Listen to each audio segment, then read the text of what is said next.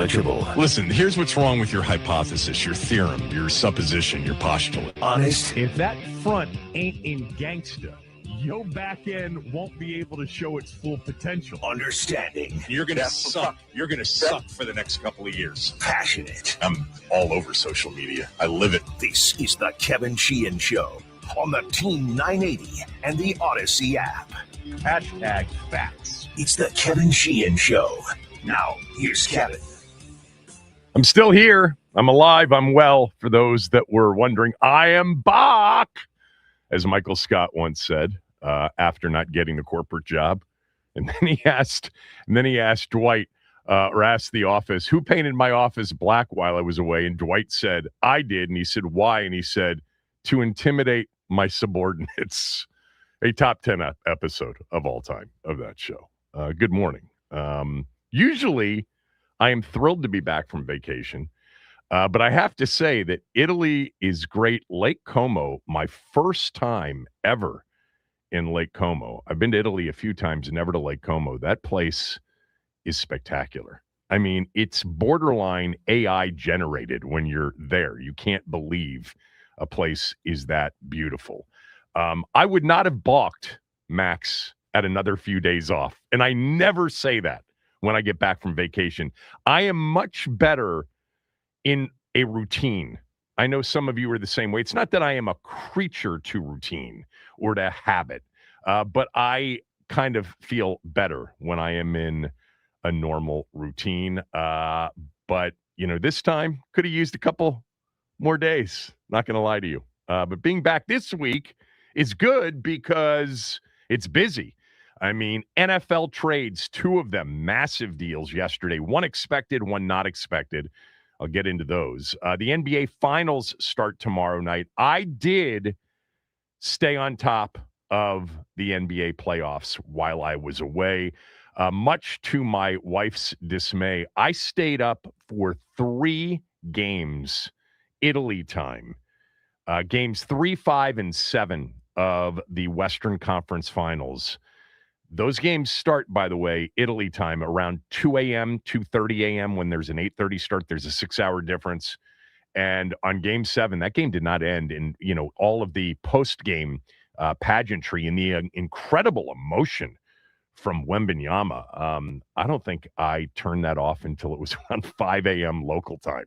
I've got some things to say, though, about that series in particular. So the finals start tomorrow night. Should be a highly rated finals with the Knicks and Wembanyama, who, let's face it, right now in sports, globally anyway, probably even more so than in this country, Wemby, and then you've got to throw Shohei Ohtani into the mix. 2 of the most recognizable athletes on planet Earth right now, and Wemby's going for his first title starting tomorrow night. Should be exciting. I actually don't have a strong feeling about the NBA Finals. It should be San Antonio, but have you paid attention to what the Knicks have done over the last 5.5, 6 weeks? They haven't lost since April 23rd in the postseason. They've won 11 straight games by an average of nearly 24 points per game. It's hard to pick against a team playing that well. Should be interesting.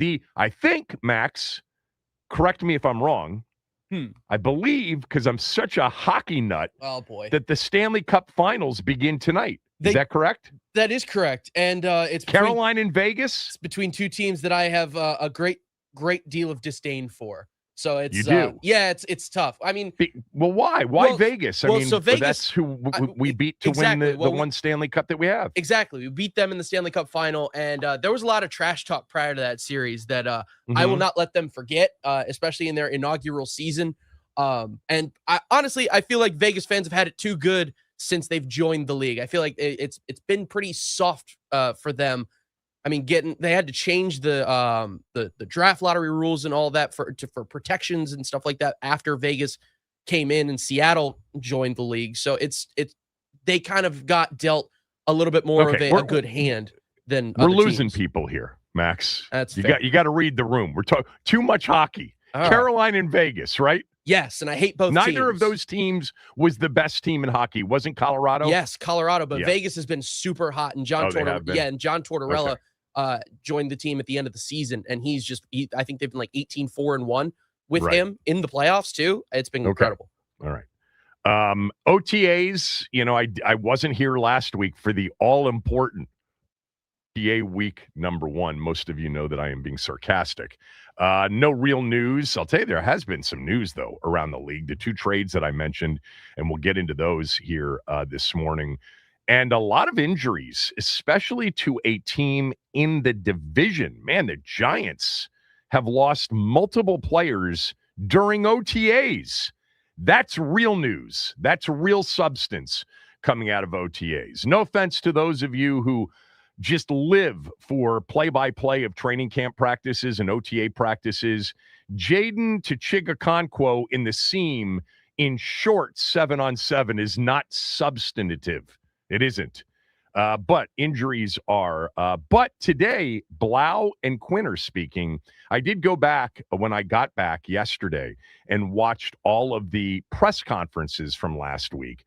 Watched Jaden, watched Quinn, and watched the best one, which was Javon Kinlaw. Javon Kinlaw's 3.5 minutes were worth playing start to finish. I mean, he's just about to go. God, who was it that in May of a season during OTAs said the defense, titled the defense, the Capital Defense. Who was that? Somebody has to remember. Sometime during May, June, July, dubbed the defense off of a terrible season. You know what? I think it was going into 2017 because the 2016 defense was one of the worst in franchise history, one of the worst in NFL history. If my memory serves me correctly, it was the worst 3rd and 7 or longer defense in NFL history. Somebody had that stat when the season ended in 2016 saying that Washington's 3rd and 7 or longer defense was the worst on record in NFL history. And then they came back the following year all fired up talking about we're going to be the Capital Defense. It may have been also the year that, was it Trent Williams who dubbed them Hogs 2.0? I forget. But Kinlaw basically said, get ready for the 85 Bears on defense in 2026. I can't wait.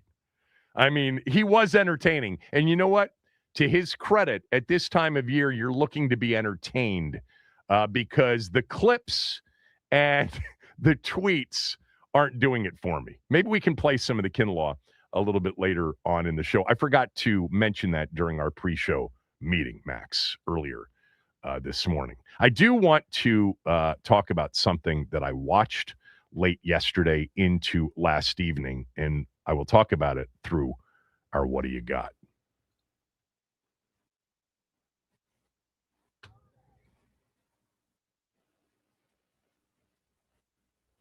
All right, the What Do You Got? Do you have a piece of sound to play there from the match?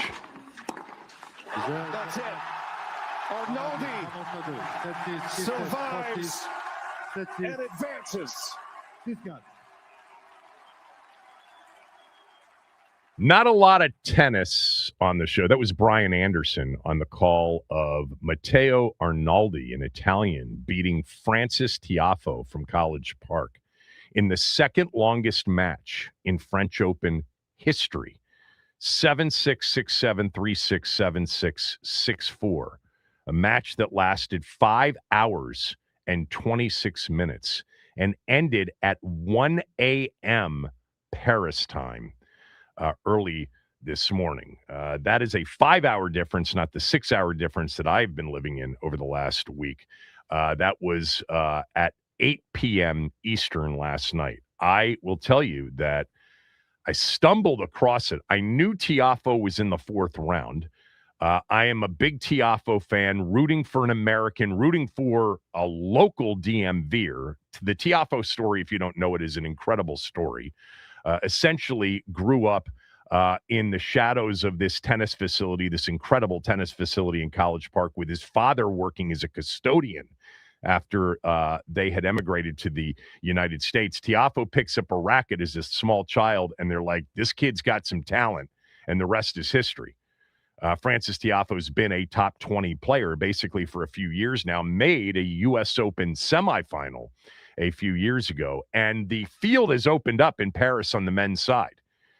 Sinner, the number one player in the world, out. He had heat exhaustion in a second-round loss. Alcaraz was a scratch before because of injuries. Djokovic is out. The field had opened up, and I'm like, maybe Tiafoe. Maybe he could get to another semi or a final. And he had in the fourth set of this match, a 2-service break lead. He served for the match twice in the fourth set. Now, the first, I was not a participant as a viewer in the first 2 sets. From what I understand, both were incredible sets, ending in tiebreakers. Tiafoe looked dead at one point, during the second set, came back and won it. And the first 2 sets themselves took like 2.5 hours to play. And then, Tiafoe took control. And he was up. I mean, he's up 5-2 and serving for the match in the fourth set. Gets broken 5-3, 5-4, serves for the match again, gets broken 5-5, loses the fourth set in a tiebreaker, and then loses in the fifth 6-4. 5 hours and 26 minutes. Devastating, loss. Really wanted Tiafoe to do it.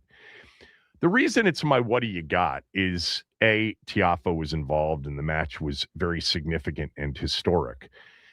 There is something about tennis, man, the one-on-one nature. There's no subs, when you're exhausted and cramping.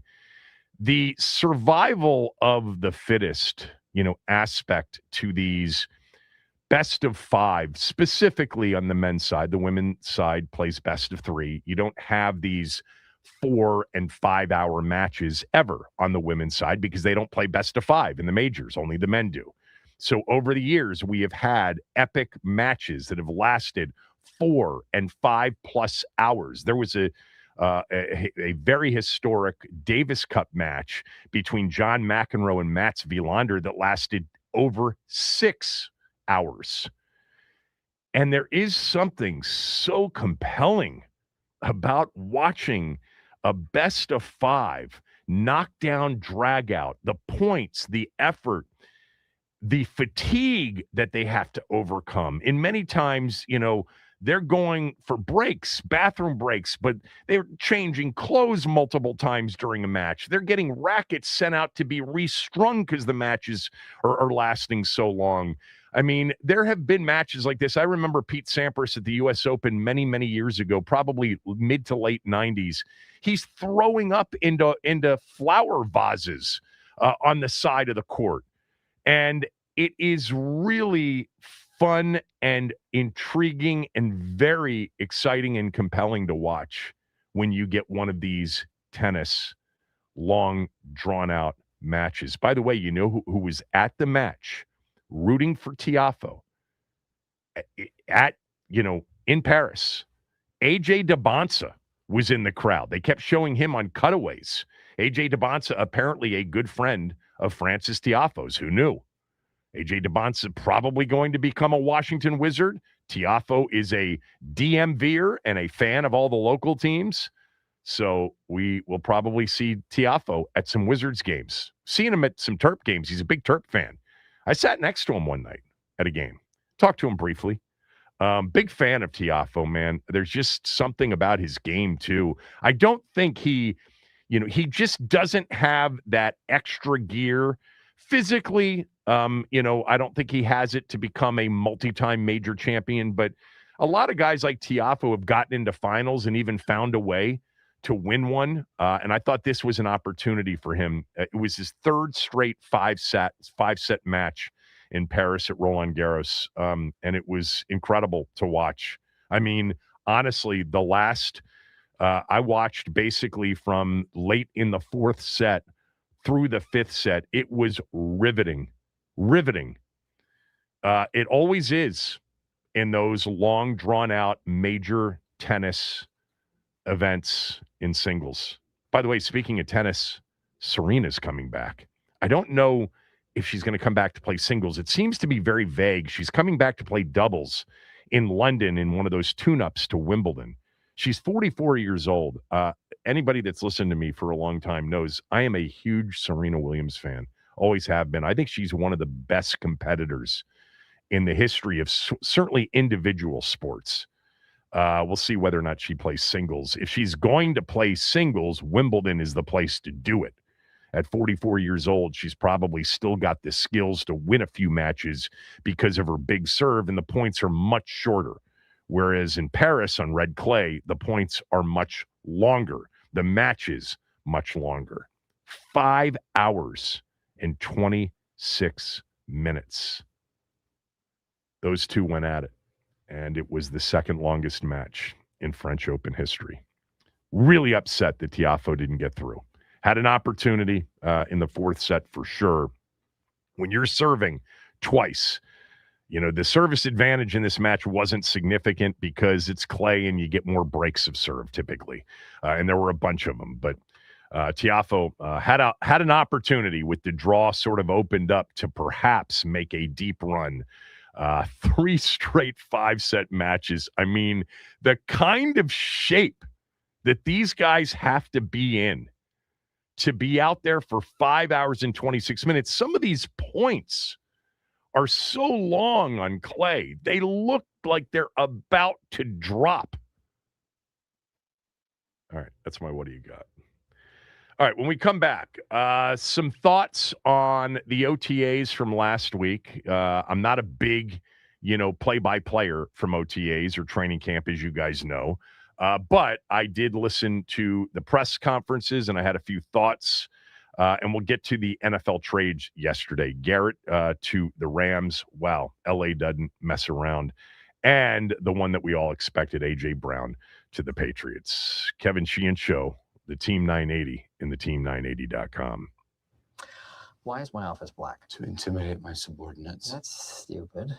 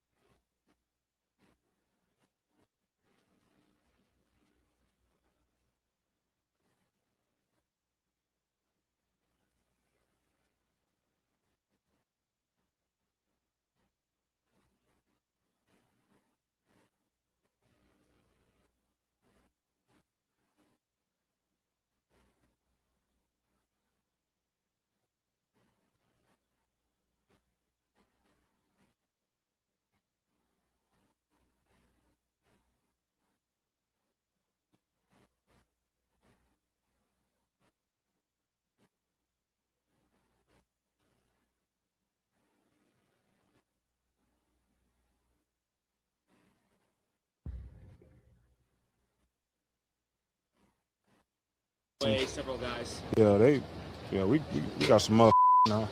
Excuse my language, but yeah, OTA he can go. Charles Menu can go. Caleb Vaughn can go. Tim Settle he can go. Who else am I missing? Then we got D. Wise back. You already know he can go. We got DA coming back. He can go.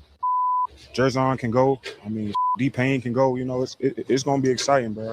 It's gonna be super exciting to play with these guys, for sure. A lot of talent, bro. I'm just excited, bro. I'm super excited. That was by far and away, after I kind of got caught up when I got back yesterday, listening to a lot of the press conferences from the first week of, by the way, perfect attended OTAs. Laramie Tunsil showed up. He was not expected to show up. But Kinlaw was the best by far. And that was very entertaining. And look, I mean, get ready for a defense that's going to be completely different if Kinlaw is right, because everybody can go. Everybody can go. I did get a note from our guy, Steve Suter, our film breakdown analyst, Steve Suter, who was not a big fan of Deron Payne's 2025 season. He thought Deron took too many plays off, loafed it way too much. And he sent me a text to say, did you see this from Kinlaw? Notice how the last person he mentioned was Deron Payne. Yeah, I did notice that. From Steven, Sheehan, Terrence Pot Roast Knighton. He was the one, and it was prior to the 2015. Steven sent me a link to the story. Prior to the 2015 season in June of 2015, so that would have been during the OTAs. Terrence Pot Roast Knighton, their nose tackle. Remember him? He, self-proclaimed the defense with a label and a nickname, Capital Punishment. It wasn't Capital Defense. It was Capital Punishment. Washington went on in 2015 to have the 28th ranked defense in the NFL. 28th. And then in 2016, one of the worst defenses we've ever seen until last year. Terrence Pot Roast Knighton. Thank you for that, Stephen. I could not pull. I was about to say Chris Baker. I was even thinking about Ricky John Francois may have done it, but yeah, forgot about Terrence Knighton, one of Bruce Allen's, bargain basement signings. Bruce really was a TJ Maxer bottom floor. Looking for the bargains. Look at the deal I got on this subpar player, because they all were, seemingly. All right. So I got this from Terry D. Terry D wrote me. He wasn't the only one. There were several like this. And it's an annual tradition to get, during OTAs and even during training camp, to get a lot of people who get ginned up on the team. And it comes from a lot of the reports from the people on the beat, some of the video clips that come out, some of the things that are said. Terry D writes, Kevin, I know you don't think much of OTAs, but all the talk last week was really positive. Chig looked sharp, as in Okonkwo. Diami picked up the chemistry with Jaden from where he left it off in the playoff game in Detroit. Wow. They're already back to that level of chemistry? Terry, as in Terry McLaurin, in early is already paying off. And the best news yet, Styles and Williams, that would be Antonio Williams, Washington's third-round pick, are ready to play at a high level right now. I don't think you're going to need time to grade this last draft. I hope you've been following along and will weigh in when you get back. Thank you for that. I don't know if Terry's, I think he might be playing with me. I think he knows what I think about those that get super pumped up this time of year. And I think he was just trying to get me. But if he's being serious, God bless you. Bless your heart.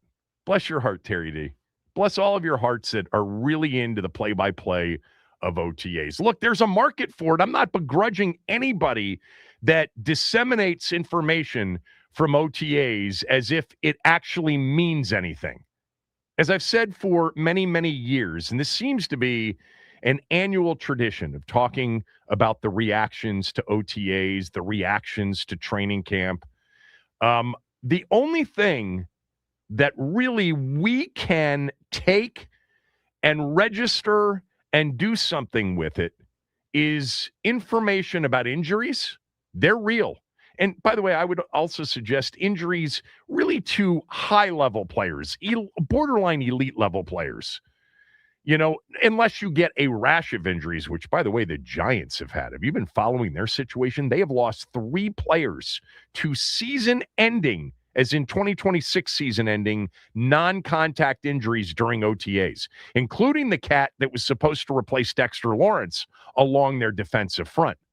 They also went out and signed OBJ, Smith-Schuster yesterday, and Braxton Berrios, 3 wide receiver signings, because Malik Neighbors is likely going to be out for a long period of time in 2026. He had a second surgery. I feel badly for him because he was Malik Neighbors. I'm getting sidetracked here, but I don't want to lose this thought. Malik Neighbors is an elite talent. Elite. We saw it in his second game. It was his second game, right? Last year, the first game after in 2024, when he caught like double-digit balls, but then dropped a ball in 4th and 6 in the game in which the Giants didn't have Graham Gano when he got hurt, and Washington won with 7 field goals. That was the second week of the season, I believe, in 2024. Anyway, I'm getting sidetracked.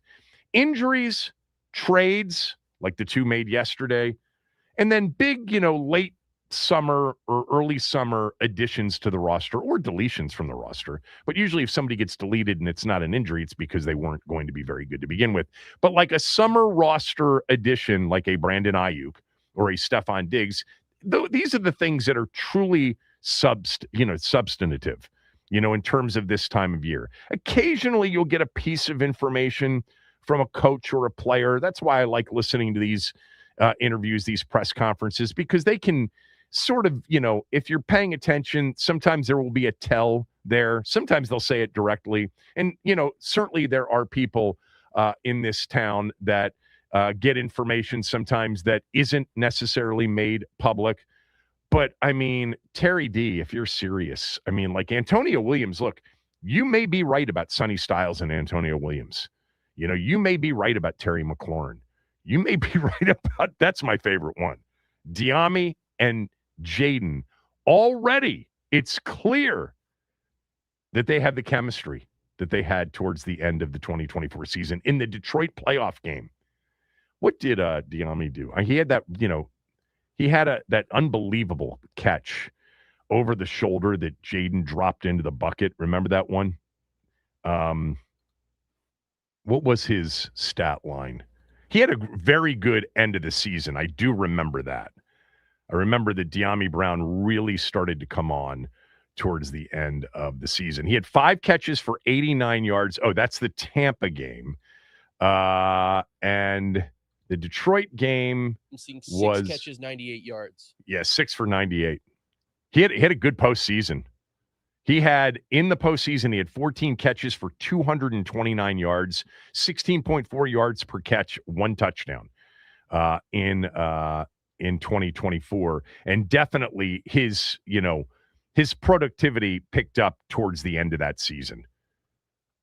What I'm going to say to you, Terry, if you're actually being serious, is everything you said actually may come to fruition, but it's not coming to fruition based on what you've read or what you've seen at this time of year. It just isn't. I went back before the show this morning because I wanted to, just in an effort to kind of make the point here about the NFL is, a 12-month out of the year sport now. I mean, we're getting ready to tip the NBA Finals tomorrow night, and the only thing being talked about this morning on any of the morning ESPN shows is the 2 trades. The NFL just dominates. We know that. I went back and looked at preseason odds for last year. We've done this before, but I actually took it a step further. The top 5 preseason favorites last year were Baltimore, Buffalo, KC, Philly, and Detroit. All right, they were the top 5 favorites to win the Super Bowl last year. Baltimore, Buffalo, KC, Philly, and Detroit. Only one of those 5 teams made it to the second round of the postseason. That was Buffalo. By the way, they did it in incredible fashion. I still think that the Buffalo-Jacksonville playoff game last year was the best of the playoff games. And Jacksonville would have been a threat had they won that game to win another. But anyway, I digress. Those were the top favorites. Obviously, as much as I rely on the desert, it's much more about a week-to-week thing with the boys in Vegas, with the odds makers offshore. That's where they really kind of hone in on stuff. The preseason stuff is trying to create a number that creates, equal action. But those were the top 5 favorites. Obviously, Detroit and Kansas City and Baltimore didn't even make the playoffs. Philly got beat in the first round. Buffalo won 1 playoff game.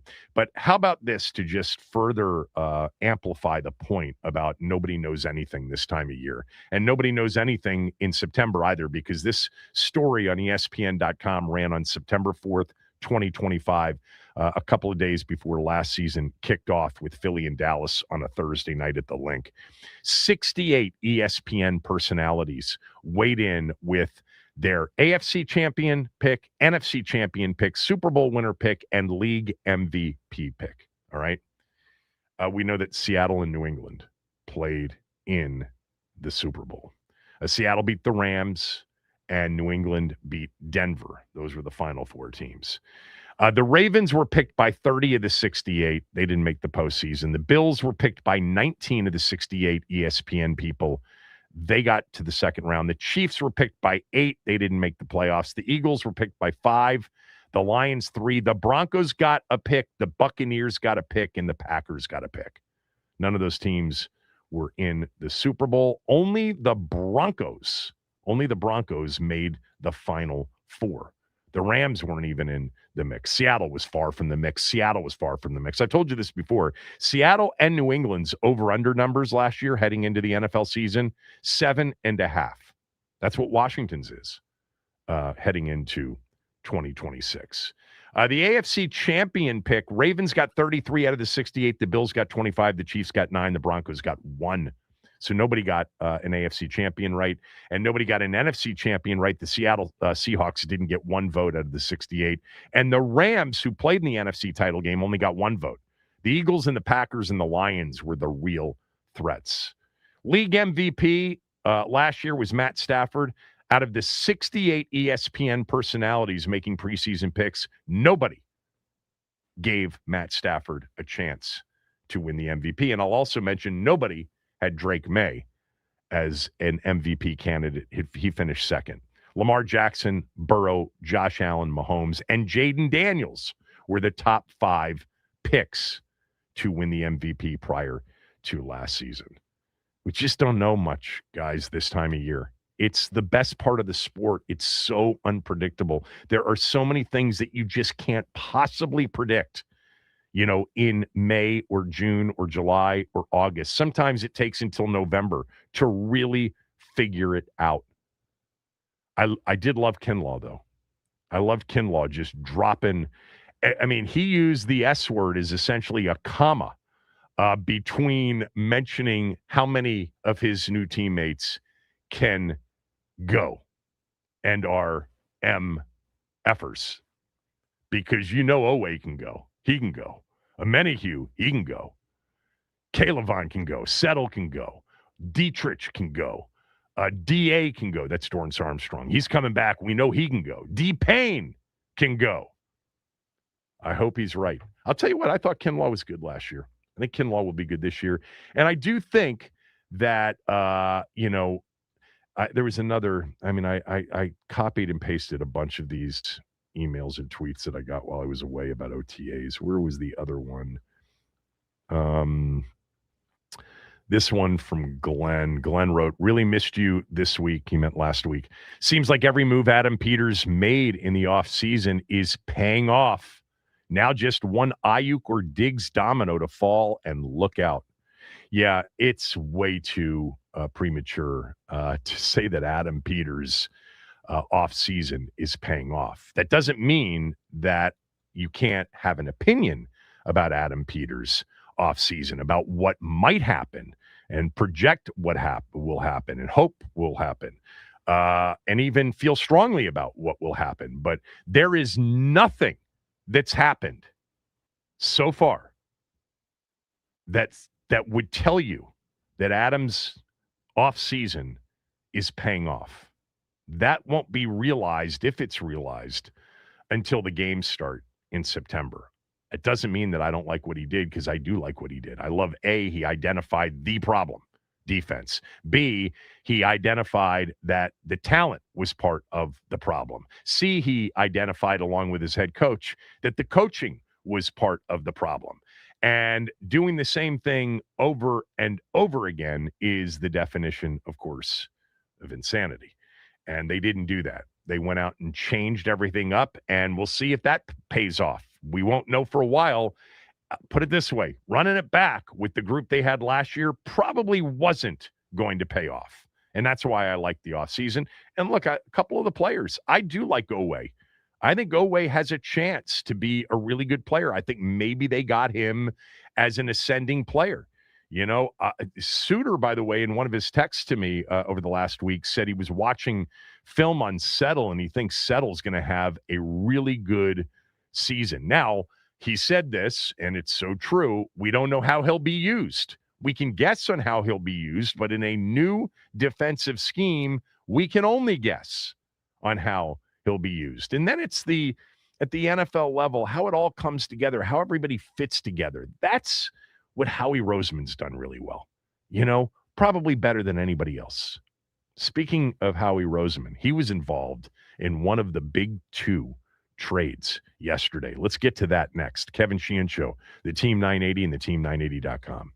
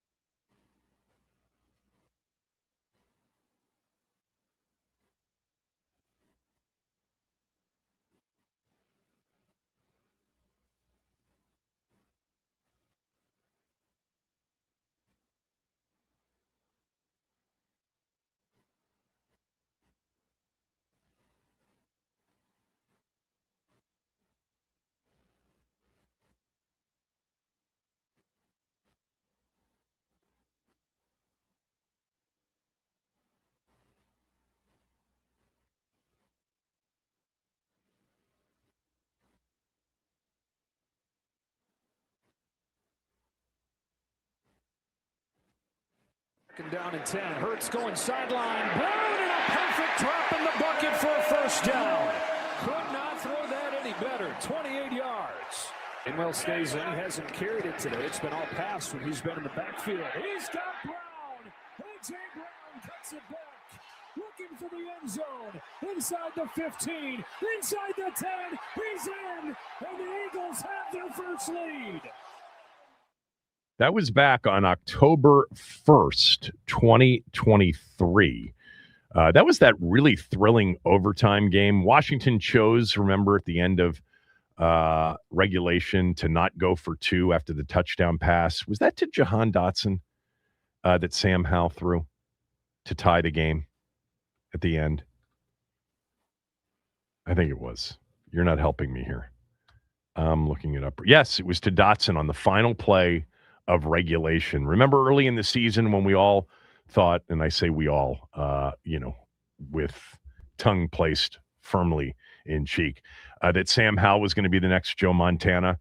And he threw a touchdown pass to Jahan Dotson, and Rivera decided to kick to go to OT instead of go for the two to tie. That was a mistake because Philadelphia ended up winning the game 34-31 in overtime, even though Washington did have a chance with the football, remember, in OT. But in that game, A.J. Brown, 9 catches, 175 yards, and 2 touchdowns. Much of it coming against, this is Max's recollection, against Emmanuel Forbes, whose rookie year could have gone better, for sure. A.J. Brown traded yesterday as part of a very significant June 1st day in the NFL. Look, we saw that trade coming for months. The one we didn't see coming was Myles Garrett. The June 1st significance, just as a quick FYI for those who don't know, June 1st is a key date because what they call post-June 1st transactions, which, by the way, is registered with the league post 4 p.m. on June 1st, it means that the player that's dealt or released can actually be spread out in terms of dead cap hit over 2 seasons instead of having it accelerate all into 1 season in terms of the remaining salary cap obligations, or what they call dead cap. And that's why A.J. Brown wasn't traded until yesterday, so that the Eagles could spread out his remaining dead cap over 2 seasons. Same with Myles Garrett as well. Real quickly on the A.J. Brown deal, I have been at times a big A.J. Brown believer. Going back to his days with Vrabel, Vrabel loved him in Tennessee. Vrabel didn't want to trade him from the Titans to the Eagles in 2022. In 2021. Did not want to do it. And so now he's reunited with A.J. Brown. A.J. Brown at times was a dominant receiver. You know, he's big, his hands, and when I say big, he's just big-bodied. You know, he's tall, but not super tall. What is he, 6'2", 6'2.5", something like that, A.J. Brown is. But elite level, at times here in recent years. And one of, the Eagles haven't had like this incredible storied history of great receivers. I think of Harold Carmichael. I think of Mike Quick. I think of Deshaun Jackson. A.J. Brown's on the list for them, man. They went to a Super Bowl, lost one, went to another, and won one with him. And he was a big deal for them. And when he was healthy, he was outstanding. But I have to tell you, man, his behavior at the end of last season, I thought was truly sketchy and suspicious. And if I were a fan of a team that was interested in A.J. Brown, there would have been red flags on him based on his performance specifically in the playoff game against the 49ers, where he short-armed 2 balls and looked borderline disinterested in a game in which he had 3 receptions for 25 yards. There was also the game, and I've mentioned this game a couple of times in talking about the troubles that the Eagles were having, in terms of whatever was going on offensively, with not only a new offensive coordinator, 8th for Jalen Hurts in eight seasons. He'll have his 9th this year. But there was clearly something with A.J. Brown and Jalen Hurts and whatever it was. But that night that they played the Chargers in December on Monday Night Football, great football game. Game went to overtime, and Jalen threw a pick in overtime that cost him the game. But I thought Jalen Hurts was outstanding in that game at times. He had some picks in the game. I do remember that, but he made some big-time throws.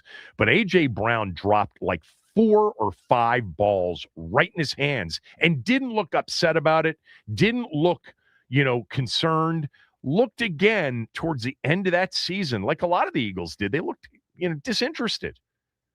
He had in that Charger game 13 targets and only caught 6 balls. I'm telling you, there are 4 or 5 dropped balls in that game that were huge to the outcome to the game. I don't know. It's just like the Brandon Ayuk situation. No, it's not. Let me pull that back. It's not the Ayuk situation.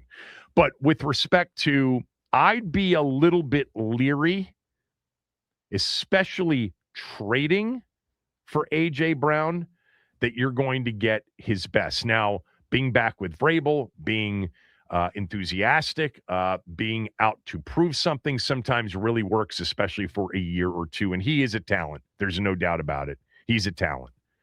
But I thought and came in here the day after they lost to the 49ers in Philly to, be dethroned as champions. I came in here and the first thing I said was A.J. Brown was gutless in defeat. And that should have been a red flag for anybody interested in him. That was a playoff game.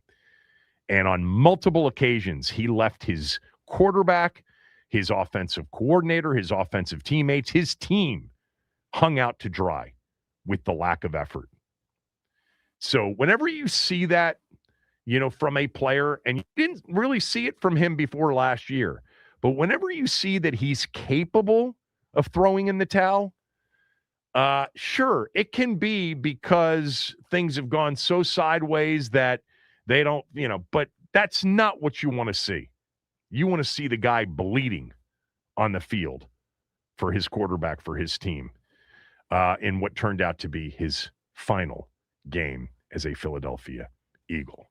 Had some good seasons, man. A.J. Brown traded to the Patriots. The trade we knew was coming for, by the way, a first-round pick in 2028. Not next year, in 2028. Most people will say, if you're trading a far out in the future pick, especially at the top of the draft, first, second rounders, discount that pick by at least 1 round to give you the true value. So if you do that, the Eagles traded A.J. Brown for a second round equivalent in next year's draft and a 5th rounder. I was interested in what A.J. Brown would pull back. And some of the discussion I was watching very early this morning centered on the Rams' interest at one point in A.J. Brown, but Sean McVay and Les Snead both decided no. Now, receiver isn't necessarily the need for the Rams. But apparently the Rams were interested in A.J. Brown and decided not to pull the trigger on A.J. Brown. The Patriots did. And look, Vrabel knows the player very well. And the Patriots lost Stephon Diggs or decided not to bring back Stephon Diggs. So when they go out trying to duplicate this incredible sophomore season from Drake May and this incredible season that the Patriots had, they'll do it with A.J. Brown, Romeo Doubs. Remember, they added him during free agency. Kayshon Boutte, Hunter Henry, certainly at tight end. Kyle Williams, who I loved last year. Demario Douglas, Mac Hollins. They've got some players. Travion Henderson in the backfield.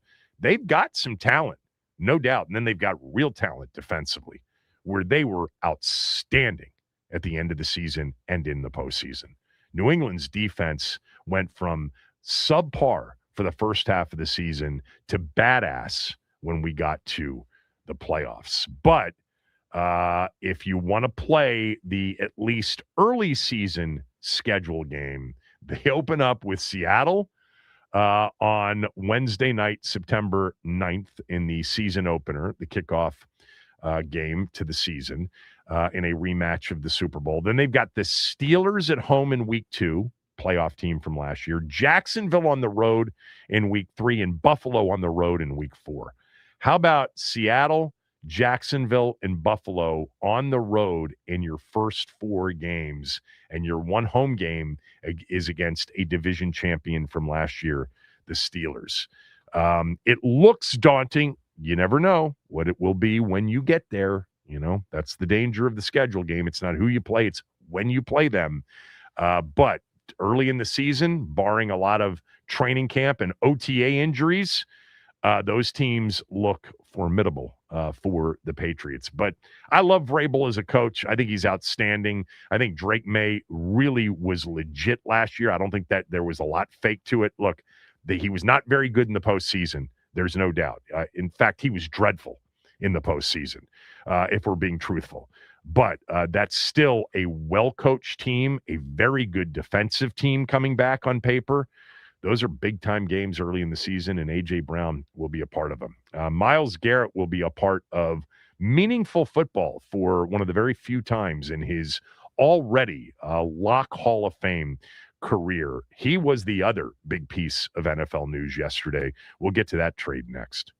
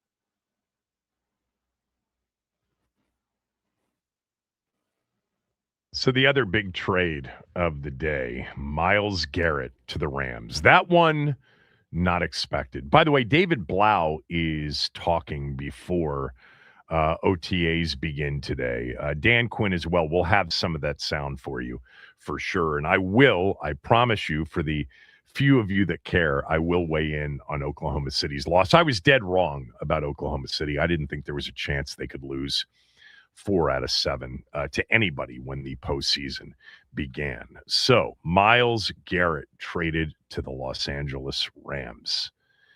I think the place to start is from the Rams' perspective. Man, they don't give a crap about 2027, 2028, 2029. Their modus operandi has always been, and as long as Sean McVay and Les Snead are there, is how do we win the Super Bowl in this next season? Not future seasons, next season.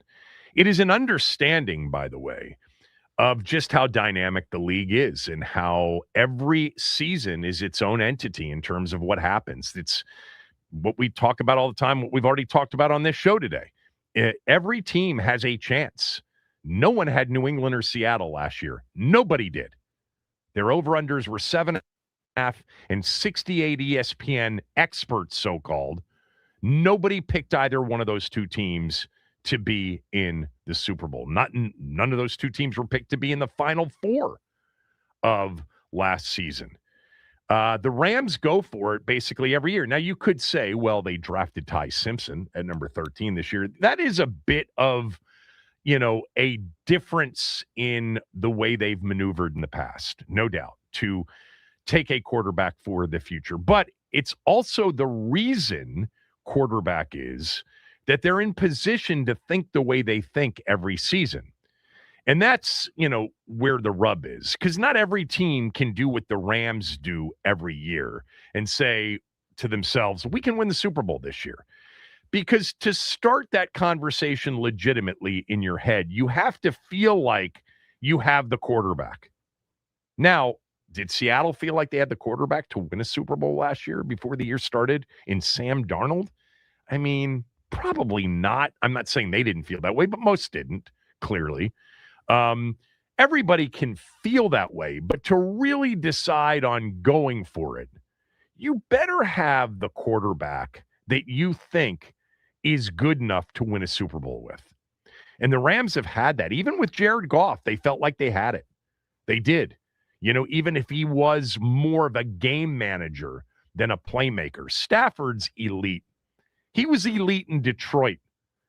The fact that he elevated that team to some of the seasons it had, given how dysfunctional the organization was and the talent he had around him, was pretty amazing. Stafford's elite. And by the way, signed now through 2027, the next 2 years. They traded for Trent McDuffie. And then yesterday, they traded for Myles Garrett. I think you just start with, wow, the Rams, they don't give an F about future. They care about the upcoming season, not future seasons. That's their priority, year in and year out. The Ty Simpson draft choice would sort of buck against that, except for they understand quarterback is why they're in position to do what they do every year. Now, the trade itself, Fox Sports, I just saw this because I'll go through sort of my thoughts historically, calls it the second biggest trade in NFL history. They had the top 10 biggest trades in NFL history. Where does Myles Garrett to the Rams rank? They had Raiders trade Randy Moss to the Patriots in 2007 as 10, McCaffrey to the 49ers at 9, Steve Young to the 49ers in 8, Brett Favre to the Packers at 7. At 6 is Stafford to the Rams for Goff, remember. Parsons to the Packers at 5. Dickerson to the Colts in 87 at 4. At number 3, as my internet gets stuck, 3 was Marshall Faulk to the Rams in 99. Garrett to the Rams in 26 is number 2 in the all-time number 1 trade. And I think most of you would guess this. Cowboys trading Jimmy Johnson, trading Herschel Walker to the Vikings in 1989 for basically the Vikings team and future. Myles Garrett to the Rams. First of all, look at the compensation, right? They get Jared Verse, a first rounder, a second rounder, and a third rounder. By the way, I didn't realize until this morning, because I don't think anybody really had this yesterday in the moment, that the second rounder is in 27 and the third rounder is in, the second rounder, the first round pick that Los Angeles traded is in next year's draft. The second rounder is in 2028, and the third rounder is in 2029. Again, discounting some of those future picks, you have to play that into or take that into consideration. So he got dealt for Verse, a first, a second, and a third. Look, Jared Verse is a talent, two-time Pro Bowler in 2 seasons. He is elite level talent when it comes to rushing the passer. He is a high-level, edge-setting run stopper. There's no way, and I was watching, my first reaction to this deal was they got Jared Verse back.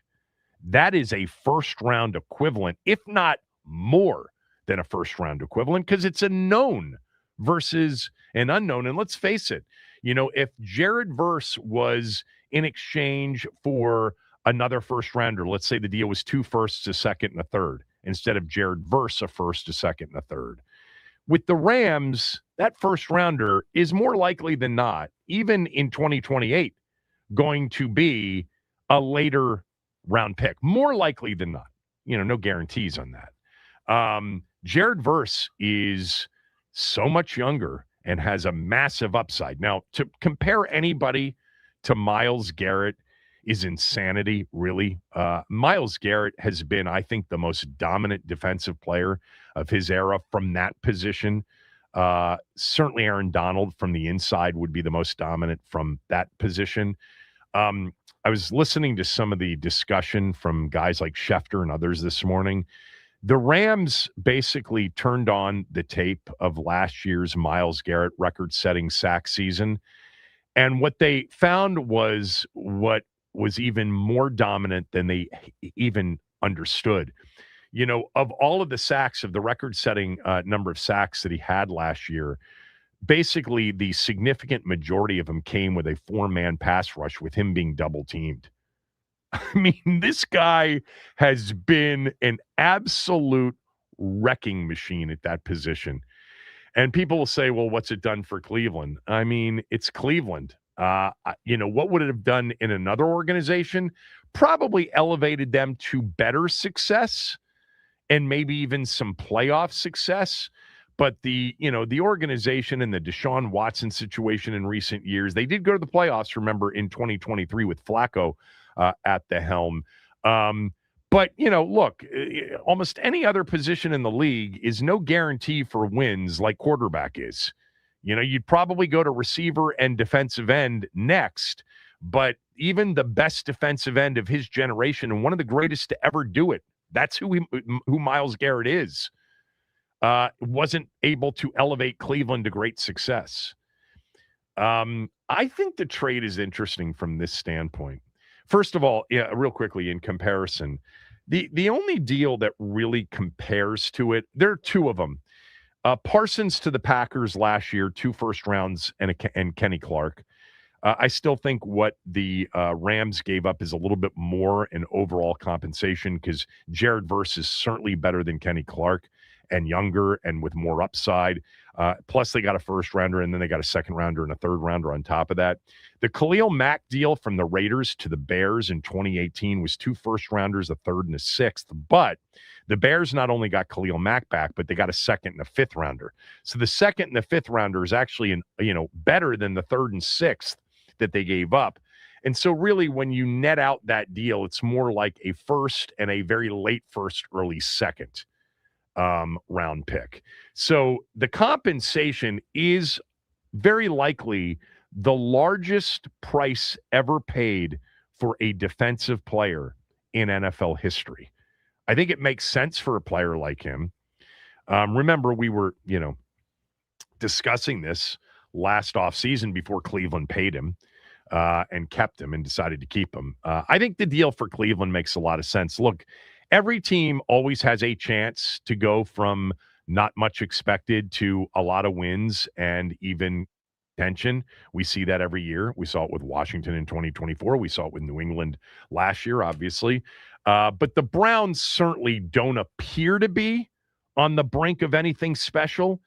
And if they get to the point where they're on the brink of something special, you know, a 30-year-old Myles Garrett would probably be 31, 32, 33 years old and about to begin the process of aging out of the position. That position does have examples of greatness later into the career, into the mid and even late 30s. So I think from Cleveland's standpoint, to bring back one of the all-time hauls, maybe the all-time haul for a defensive player, I think it makes sense. To get Jared Verse back on his rookie deal with control over not only the next 2 years, but really the next 3, because Verse was a first-round pick. So you've got the fifth-year option as well. Gives you a player that if you do become a contender at some point is entering his prime rather than exiting it. And then to get all those picks, we'll see what is done with those picks. I think the key to the deal for the Browns was Verse. Definitely the key to the deal was Verse. If it was just 2 first-rounders, a second and a third, I don't know if I would feel the same way from Cleveland's standpoint, but I think it's a good deal for the Browns. A really good deal for the Browns. And for the Rams, look, Garrett's an upgrade over Verse. But Verse could have been and may be on the verge of becoming a truly special player. I mean, and by the way, a special all-down player. And so are they getting a massive incremental bump in production? Probably from a pass rushing standpoint. And Garrett is obviously a very good run stopper as well. He's a game changer. I mean, we've seen Verse change some games and make some big plays, but nobody, impacts the game planning, the fear level that Myles Garrett does to an offense. You add him, you add Trent McDuffie, you add Jalen Watson, the other corner that they added. That was their problem. Remember the Rams at the end of last year, special teams cost them probably the Super Bowl because of the loss to the Seahawks on a Thursday night where they gave up the Sheehan punt return to turn the game around. And then the fumbled punt in the NFC Championship game. Special teams legitimately cost the LA Rams the Super Bowl last year. But their defense, which at one point during the season was top-notch, then started to get banged up and really became a problem for them towards the end of the year. They went out and decided they were going to fix up the defense, and they did. And they still bring back Puka Nacua off of some trouble in his personal life. Devontae Adams, all those tight ends, Kyron Williams, Blake Corum, and, of course, Matt Stafford. Bottom line is with the Rams, they just went from being a plus 800 favorite to win the Super Bowl, but barely favored over Seattle, to plus 600. They're in a defensive player in recent memory that could change the odds calculus, the odds period, like Myles Garrett can. They went from plus 800 to win the Super Bowl to plus 600 after the trade. And Seattle went from plus 850, plus 900 as the second pick to plus 1,100, a distant second choice to win the Super Bowl. The Rams are a heavy favorite. This is unusual to have that big of a difference between the favorite and then the second and third favorites. The Rams on paper appear to be really, really good. Like by far and away the best team on paper. So that's true. But in the NFL, as we know, man, there's just too much you cannot predict about a season before it begins. But they look awfully good. But one Matt Stafford, foot that doesn't come down in the right direction, and all of a sudden he's out, and Ty Simpson as a rookie is in there, the season's doomed. Matt Stafford stays healthy. That's a pretty safe bet going into the season that the Rams will be in the postseason, for sure. The Rams, remember, had the schedule when it came out that has that insane number of primetime games. 7 primetime games in total for the Rams. And their season begins with just one primetime game after another.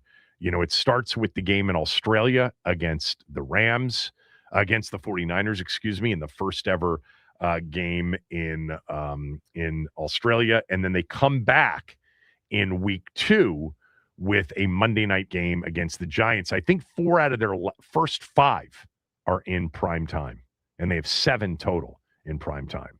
Did somebody know that the Myles Garrett trade was going to happen? I don't think anybody knew. Cleveland made a maneuver with this contract that made it easier for them to deal him, but still, no one saw this really coming. And apparently the Rams don't care what anybody thinks about anything, and they keep pursuing. Good job by them.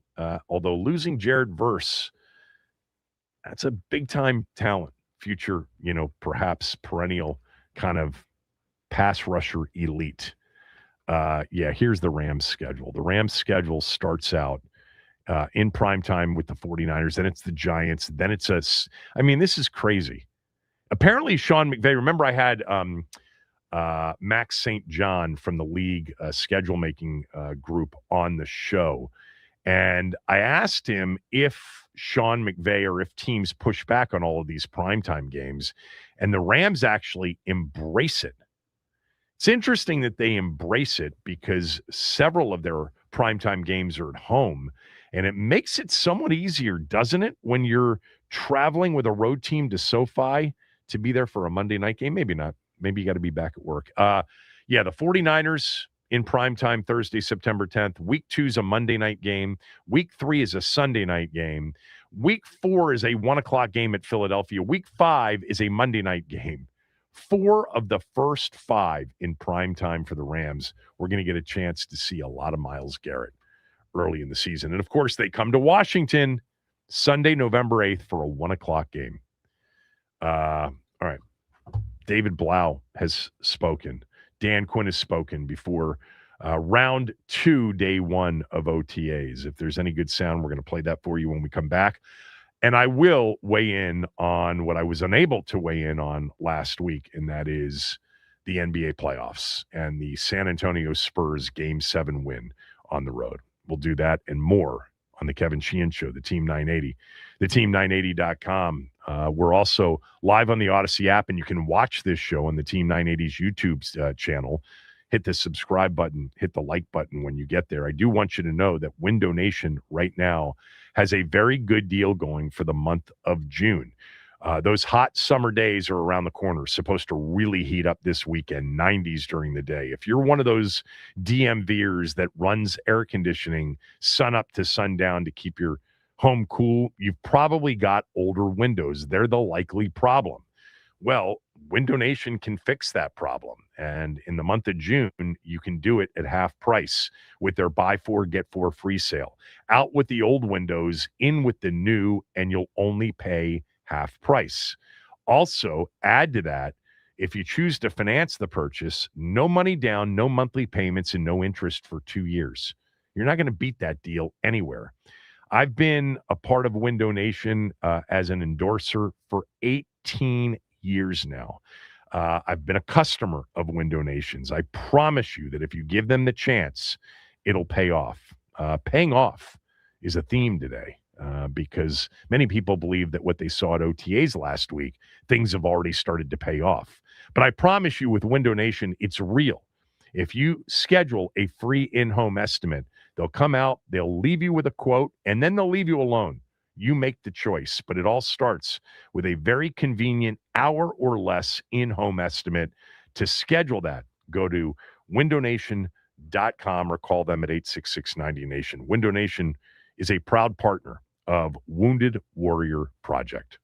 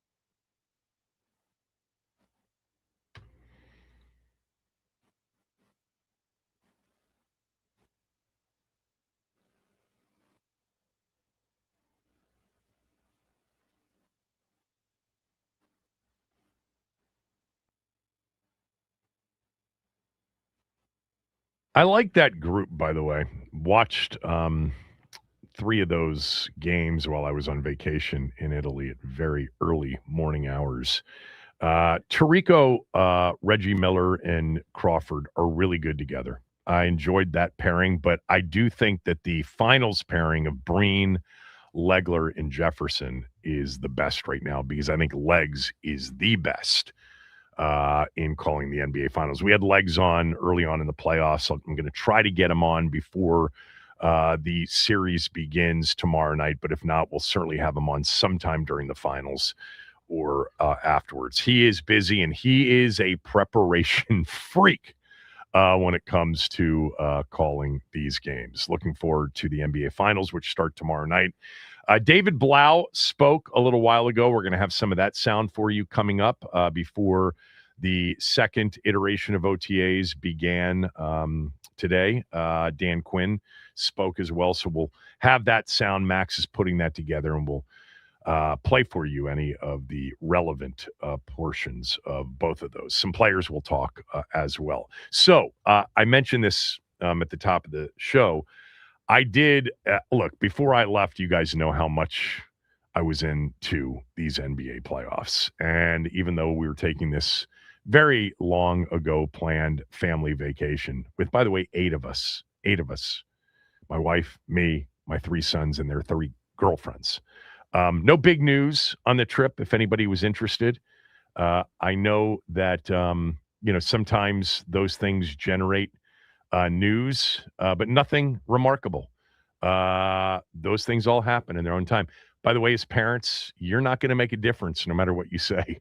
Once your, daughters and sons are in their 20s, a lot of times that horse has left the barn in terms of your influence, especially in relationships. I like all 3 of my son's girlfriends. We had a great time. It had the potential. I thought it was pretty ambitious. 8 days, 3 in Milan, 5 in Lake Como. Thought it was a little ambitious on my wife's part to put this together. My 3 sons and yours truly, when we're all together, it's a blast, but it can turn explosive at times with some of the arguments, which always start with sports, but quickly turn to other matters, politics, religion, music. But no, it was tame. It was all fun. A lot of fun. A lot of wine, a lot of great food. Anyway, I watched the Spurs and the Thunder. I have to tell you, as much as Wemby is a phenomenal story, and the story right now in the sport, I mean, let's face it, Wemby now is one of the faces of sports, not just in this country, but globally. The NBA is essentially the second most popular sport. Basketball is in general, but the NBA is a league globally. I know cricket's big, but, soccer, of course, is number 1.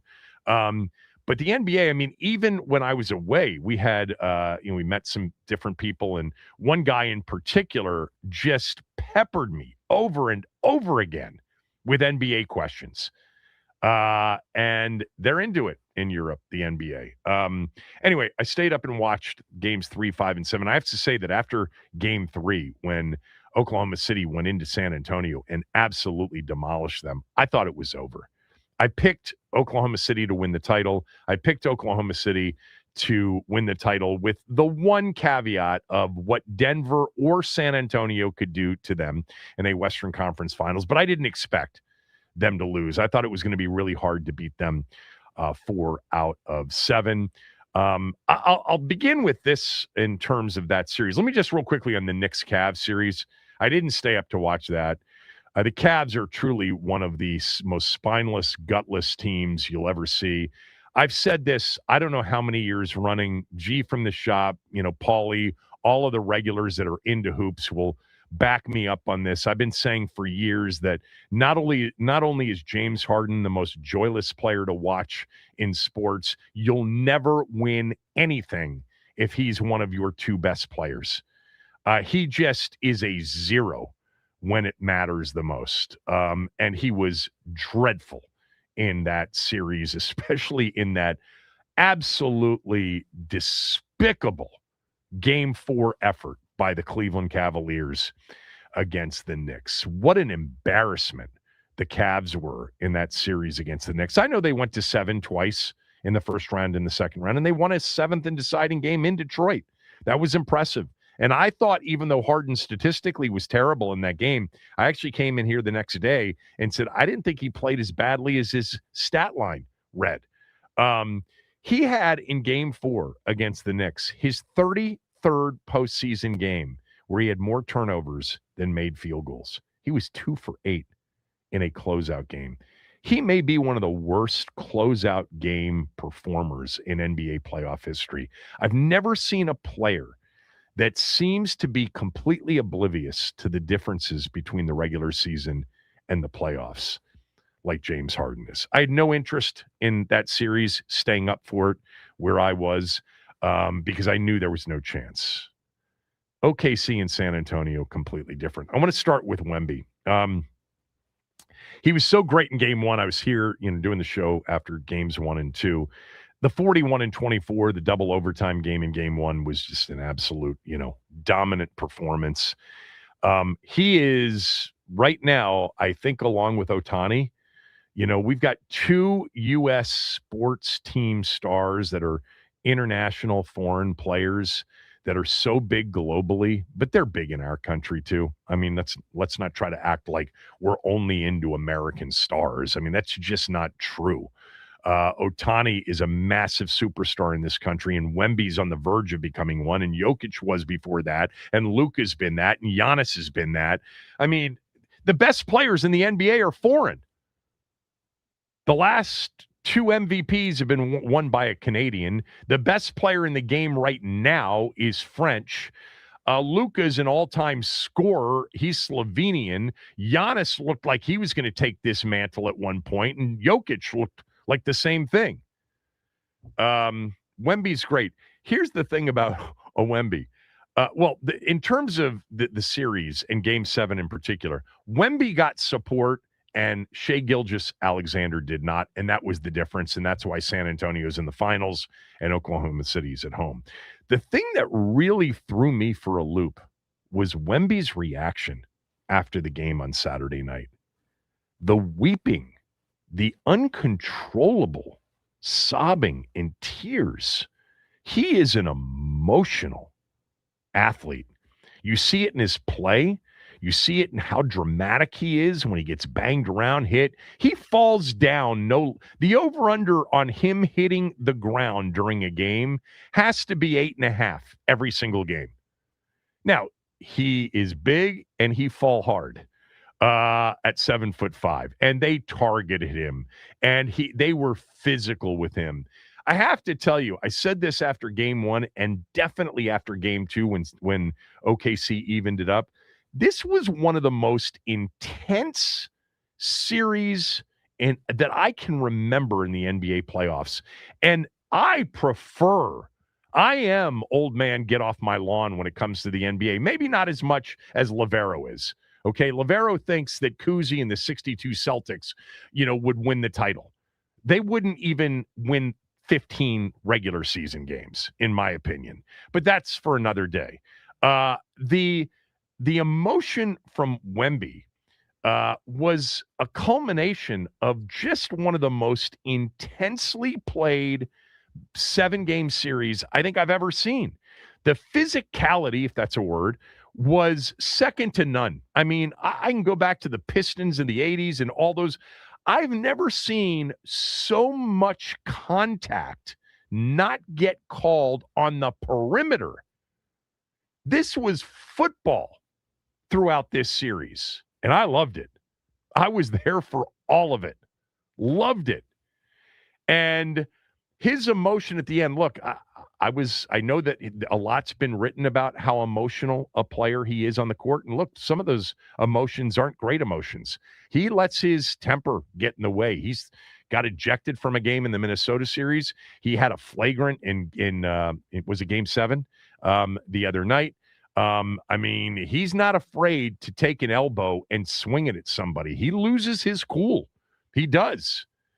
But God, did you see him break down emotionally after they won that game? Look, part of it is very, expected after a series like that. It probably to him did feel like they won the title. It probably felt like the culmination of something, but it wasn't.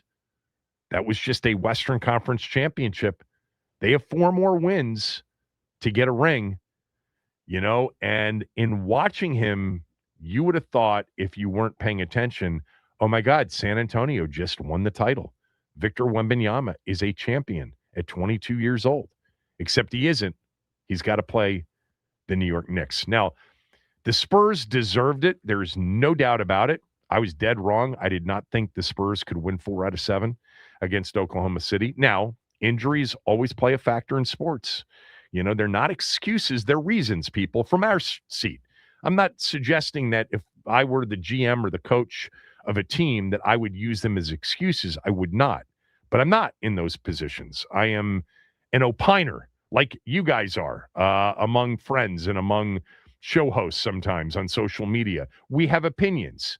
And injuries are not even opinions. They are legitimate reasons for the results that you get. But they are a reality for everybody. And San Antonio was banged up early in this season. But not having Jalen Williams in this series was a factor for OKC. There's no doubt about it. Not having A.J. Mitchell for the final few games was a factor for Oklahoma City. The Spurs benefited from that. There is no question about it. And with Jalen Williams healthy and A.J. Mitchell healthy, I don't know if they would have won, but there's a lot. The chances would have been much better that they would be playing in the NBA Finals.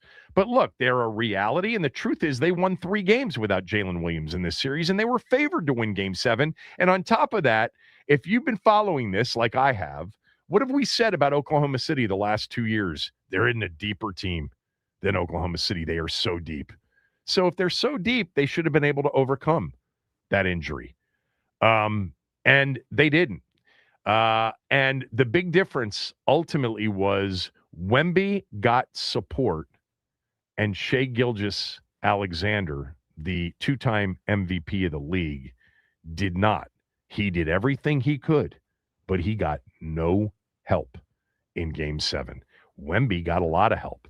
Dylan Harper, oh my God. I mean, I liked Dylan Harper. I liked him more than Ace Bailey. I was not a big Ace Bailey guy. In terms of the 2 Rutgers guys that got drafted in 25, Harper, my God, is he already at 20 years old, right?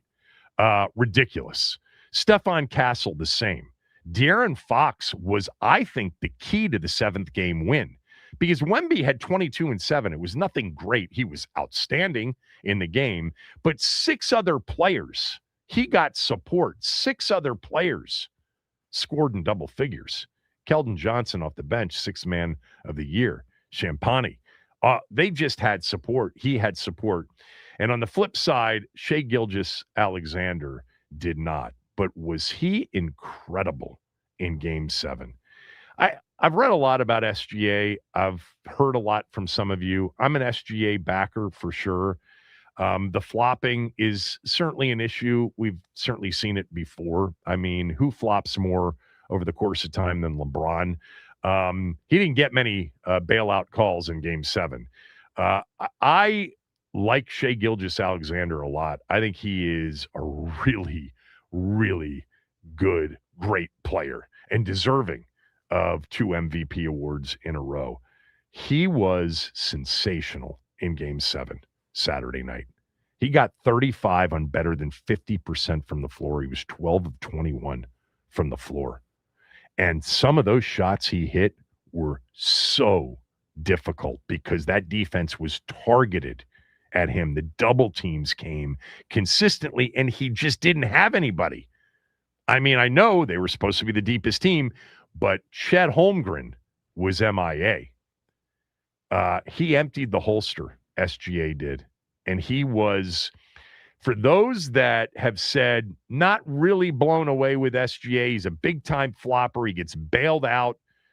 You couldn't have said that about Game 7.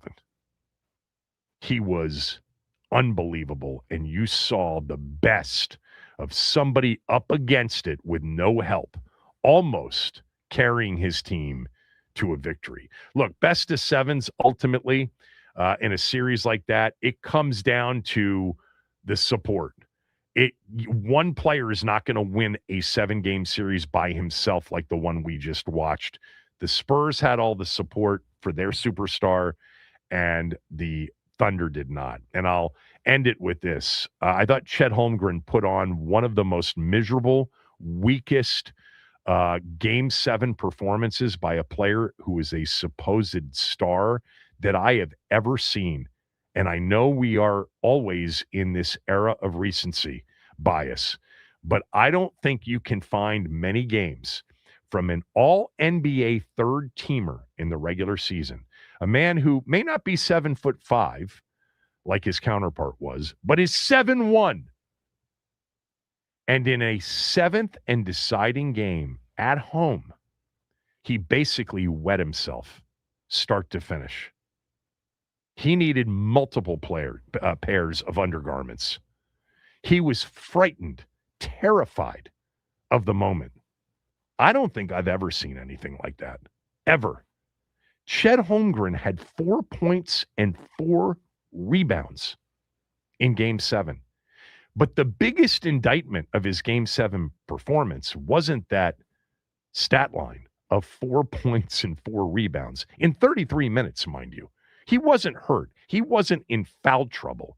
He didn't play 19 minutes because he banged up an ankle early on and then got in foul trouble. He played 33 minutes and had 4 points and 4 rebounds as a 7'1" third-team All-NBA player during the regular season. The indictment was that he had 2 field goal attempts in the 33 minutes. He was 1 for 2 from the floor. Hey, he shot 50% from the floor, Sheehan. 1 for 2. Now, to be fair to him, he actually had a third attempt, but he got fouled on it and went to the free throw line.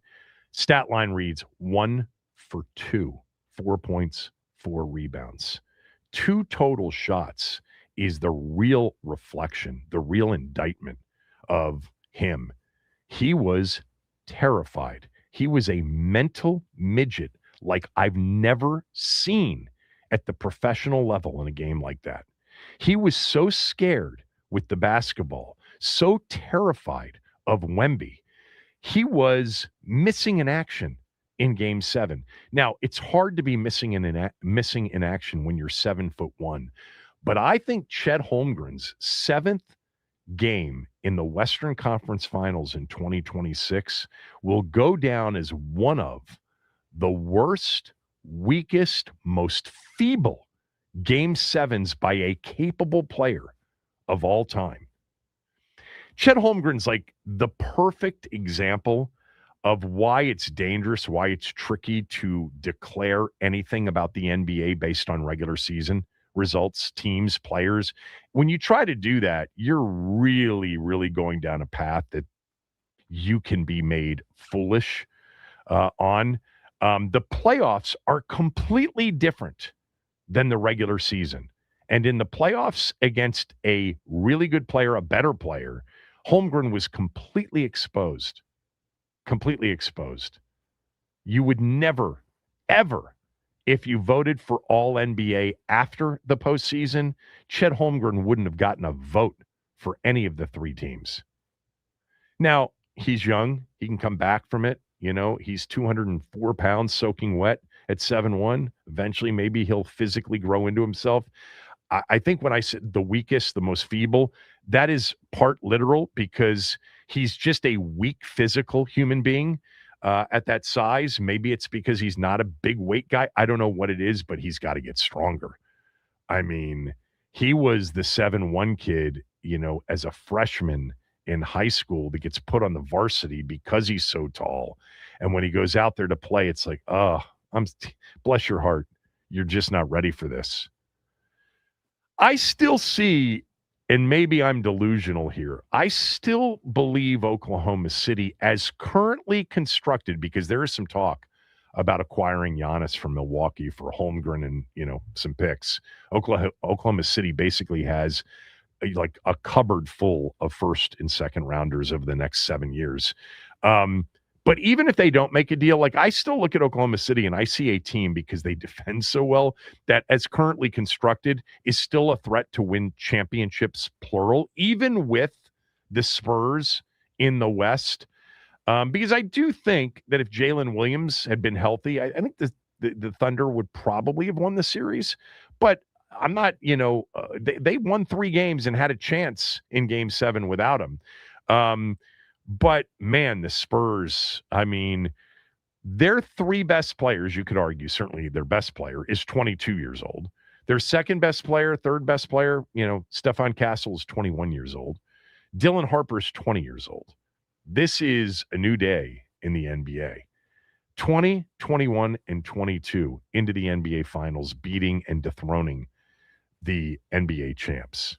One more thing about Saturday night's Game 7 that I think is fascinating, and I don't know how much has been talked about, how much this has been talked about in either going into Game 7 or as an after story post Game 7. But one of the weirdest things about this postseason and recent postseasons, I will share with you when we come back. Kevin Sheehan Show, the Team 980 and the Team980.com. I do want you to know that Foley Mechanical is a place that my wife and I turned to when we were having HVAC issues about 8-9 months ago, and it totally worked out. If you're having, air conditioning issues, HVAC system issues, Foley Mechanical is the place to go to.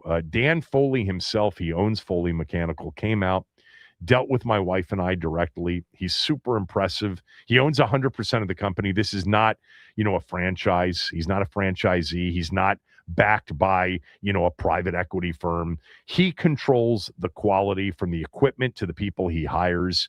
And the people he hires are really sharp and skilled and professional. Foley Mechanical is a full-service heating and air conditioning, hot water, and boilers company. And they're the go-to for older homes with radiator heat, a real specialty. They work across D.C., Maryland, and Virginia, and they proudly install Amana HVAC equipment. If your system needs help or you just want it done right, call Foley Mechanical or go to FoleyMechanical.com and tell Dan specifically that I sent you.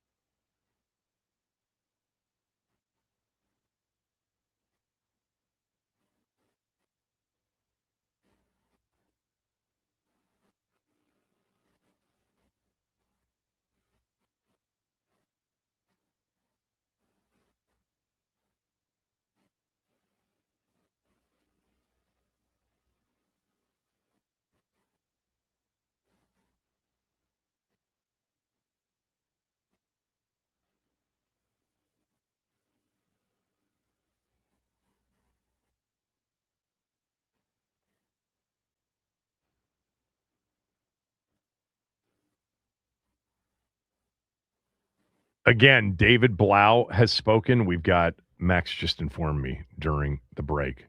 He's cut 17 David Blau. And that's not even all bites. of them, Kevin. I don't think we need 17. Give me your best three. Give me your best three. All right, I got him highlighted. Is it impossible to narrow it? Was he that good? No, I can narrow it down to a couple because, I mean, he did. There are a couple things that I do want to highlight, and Linnell and I were kind of talking about it last week about Jaden's ownership of this offense and input on things like that. Like, I'm very excited to see kind of how this develops over the offseason and into the beginning of next year because this offense is going to be we kind of knew fun. that even before the OTAs began, right? Yeah, it's going to be interesting to see Jaden in a David Blau offense and to know exactly what that David Blau. Look, I watched Jaden's presser. I'll get to this next hour. I wanted to. We've got 2 minutes here, and I wanted to mention something about the OKC San Antonio 7th and deciding game that I find interesting because I don't really have an answer for you. So on Saturday night, when San Antonio, the road team, won a 7th and deciding playoff series game, they became the third team in 5 Game 7s this postseason to win. But beyond this postseason, how about this? If you go back to 2016, all right, 10 years ago, before Cleveland finished off Golden State in that 3-1 comeback against the Warriors with a Kyrie Irving, unbelievable Game 7. LeBron was good too. I still consider Kyrie's performance to be more of the alpha Game 7 performance. But when they beat Golden State in Game 7 of that series, that started a run of 17 road teams winning in 31 Game 7s. Since Cleveland, or just prior to Cleveland tipping off Game 7 against Golden State in 2016, that was the first of 17 road wins in Game 7s versus 14 losses. Now, not included in that is 2020 because all of those games were played in the bubble. So it's the 16 season, 17 season, 18 season, 19 season, then 21, 22, 23, 24, 25, and 26. So it's those seasons.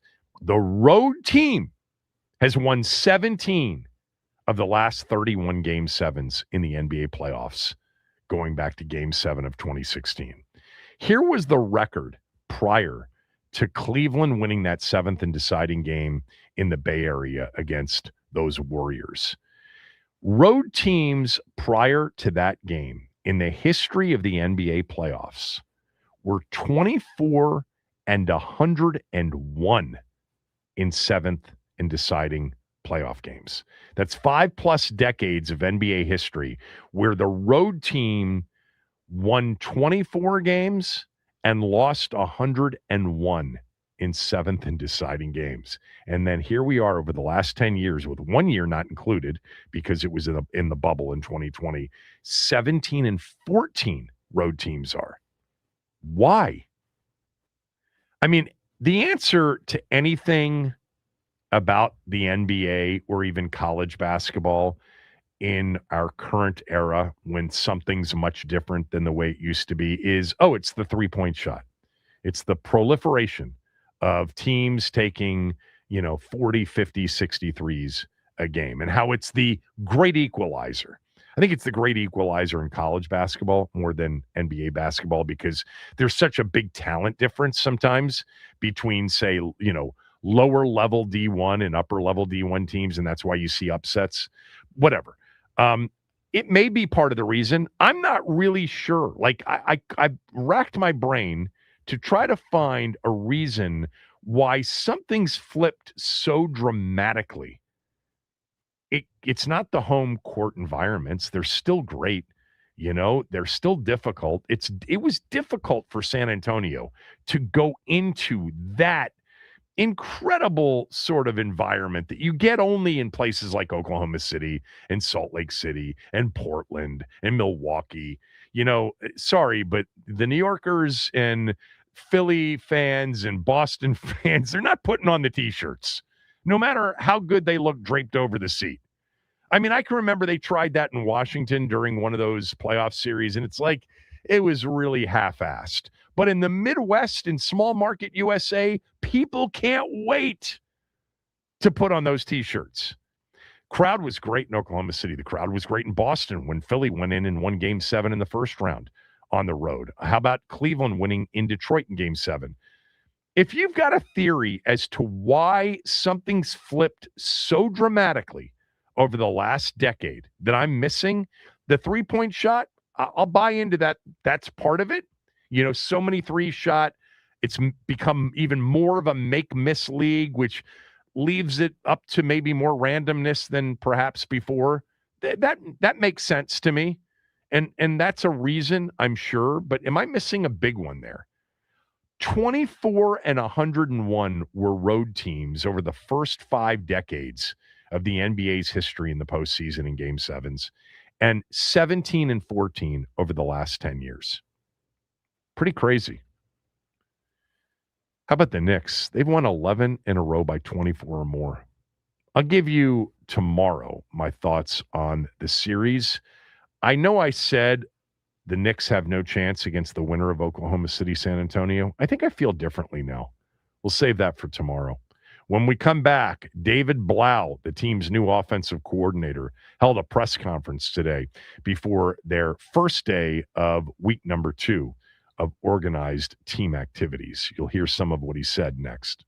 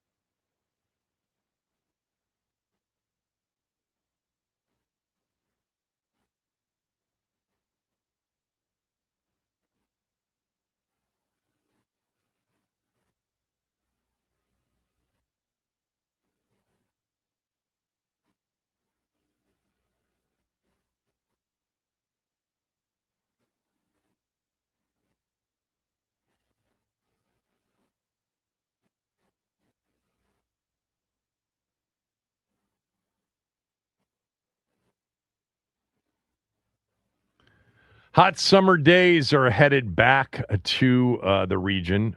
We know that they're coming for the summer. It's what we're known for in the summer. Hot, humid, sweaty, brutal days. And they will be here before you know it. If you're in a home where that air conditioner never turns off during days like that, it's likely because you've got older windows. They're the culprit. They're the problem. My friends at Window Nation can fix that problem. And if you want it fixed, they can do it this month for a really good deal. It is their buy four, get four free sale. Out with your older windows, in with newer, efficient windows, and you're only going to pay half price because for every 4 windows purchased, the next 4 are free. So if you get at least 8, you're paying half price. Window Nation does it better than anybody else. They were voted number 1 by Forbes magazine among all window installation companies across the United States. If this is something you've been thinking about, older windows being replaced not only for the purposes of keeping your home cool during the summer and keeping it warm during the winter, but saving big on your utility bills, you also just may want your home to look nicer with more up-to-date windows. If this is something you've been considering, all I ask is give Window Nation a chance to come out and give you a free in-home estimate. It takes less than an hour. They'll schedule it for you when it's convenient for you. Doesn't cost you a thing. You're not obligated to anything, and they won't pressure you. They'll leave you with a quote, and then they'll leave you alone to make the decision.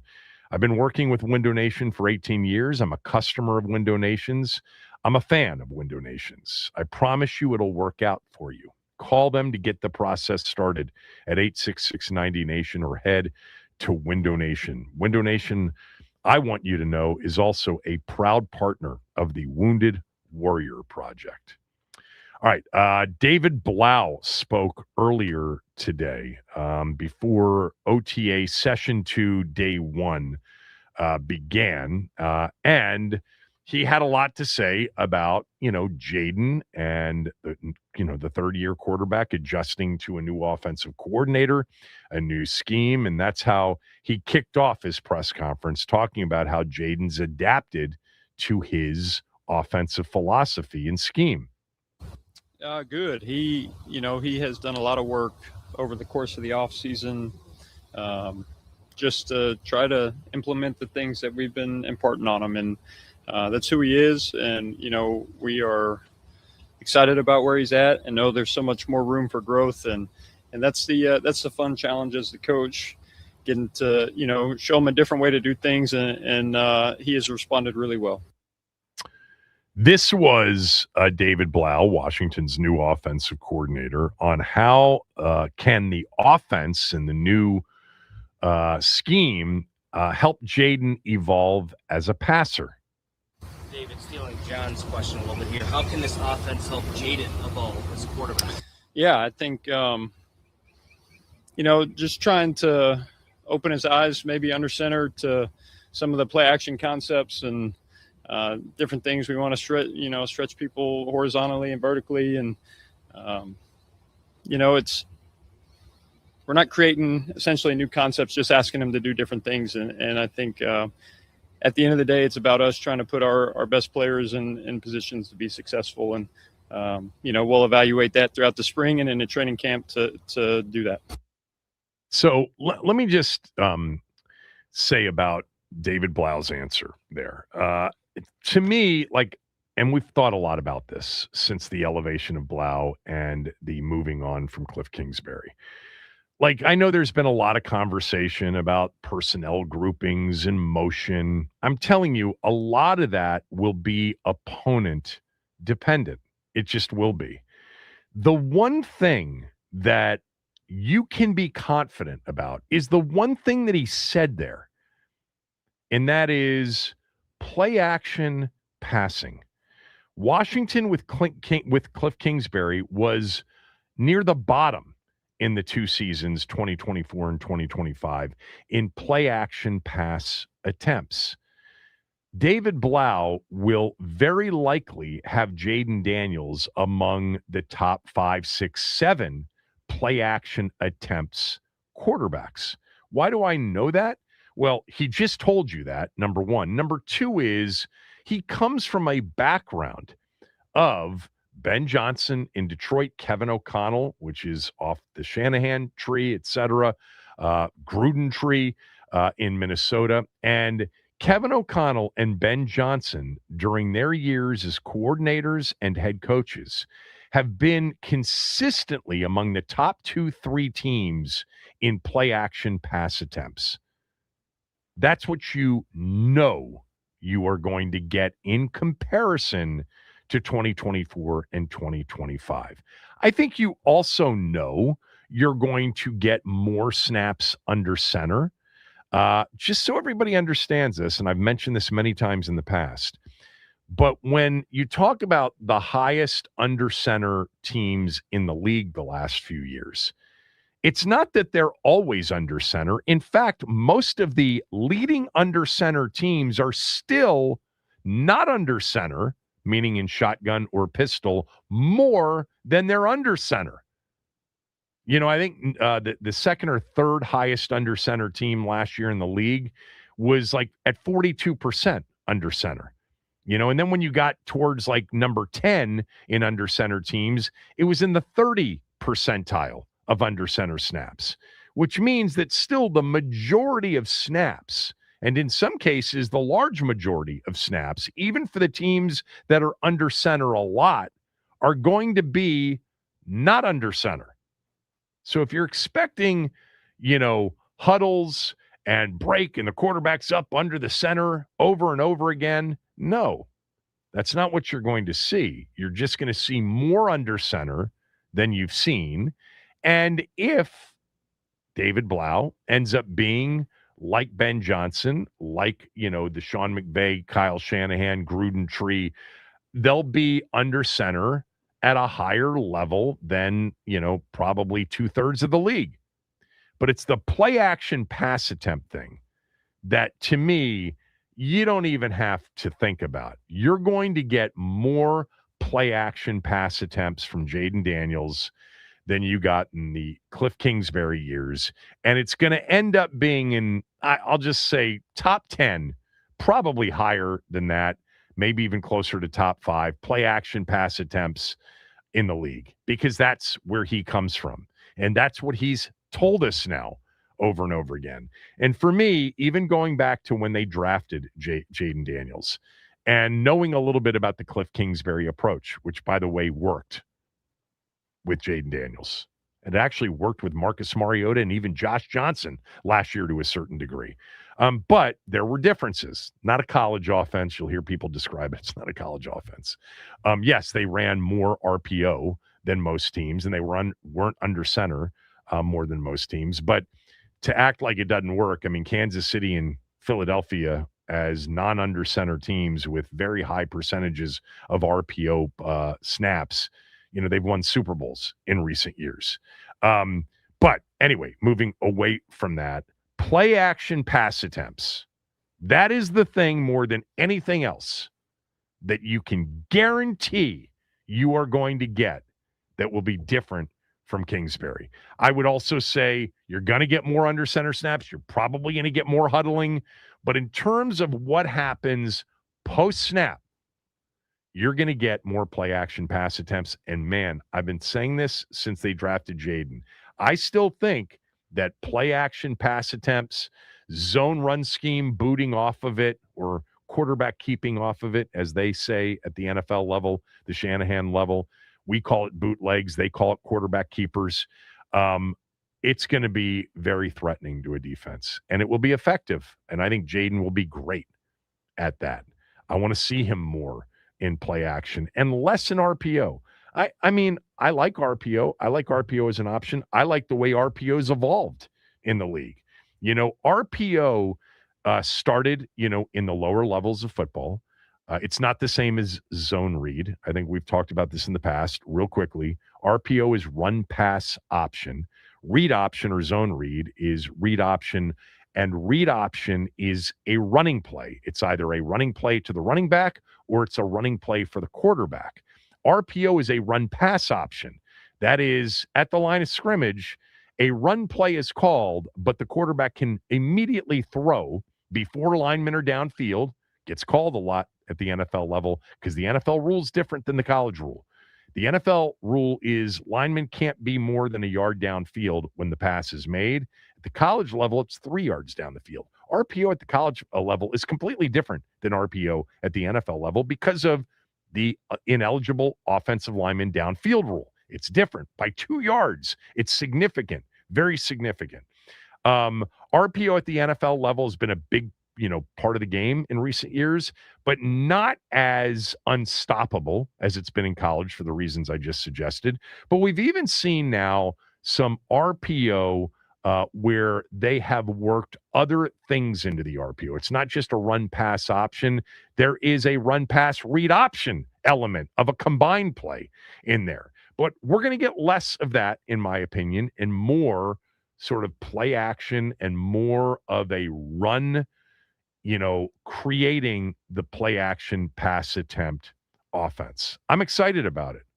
I think Jaden would thrive in any offense. I think elite level quarterbacks that are mobile are going to be really good in just about anything that you give them. Jaden has not played in a college offense. That's a bad description of Cliff Kingsbury's offense at the NFL level. They were top 5 in rush attempts in both of his seasons. When you think air raid or you think college offenses, you're talking about throwing 70, 80% of the time. It's not what you have at the NFL level. You could never sustain that at the NFL level. But it didn't include as much huddling, as much under center, and certainly didn't include as much play action. And by the way, I think play action with, the receivers they have right now, subject to change, will work very well. I'm looking forward to that. I am. Of course, everything's got to be healthy and on the field in terms of their best players, but I'm looking forward to that. Blau also answered the question about the offense kind of starting from square one versus or. It was in or, like, are you starting from square one or are you branching off previous concepts? Here's what he said.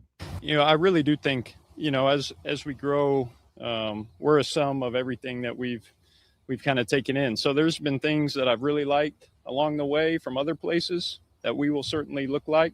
There's things that we did here that I really like that you guys will see as well. So, as a staff, that has been the goal, so that you can walk into this offense and say, well, why is it called that? And everybody in football always says, well, we've always done it that way. The goal was to eliminate all of that and build it from the ground up, the collaboration, and we're going to make the 26 Commanders offense our own. There you go, from Blau. There was one more thing that he said about the offense and Jaden Daniels' ownership and maturity in the offense. You'll hear that when we come back. Kevin Sheehan Show, the Team 980 and the Team980.com.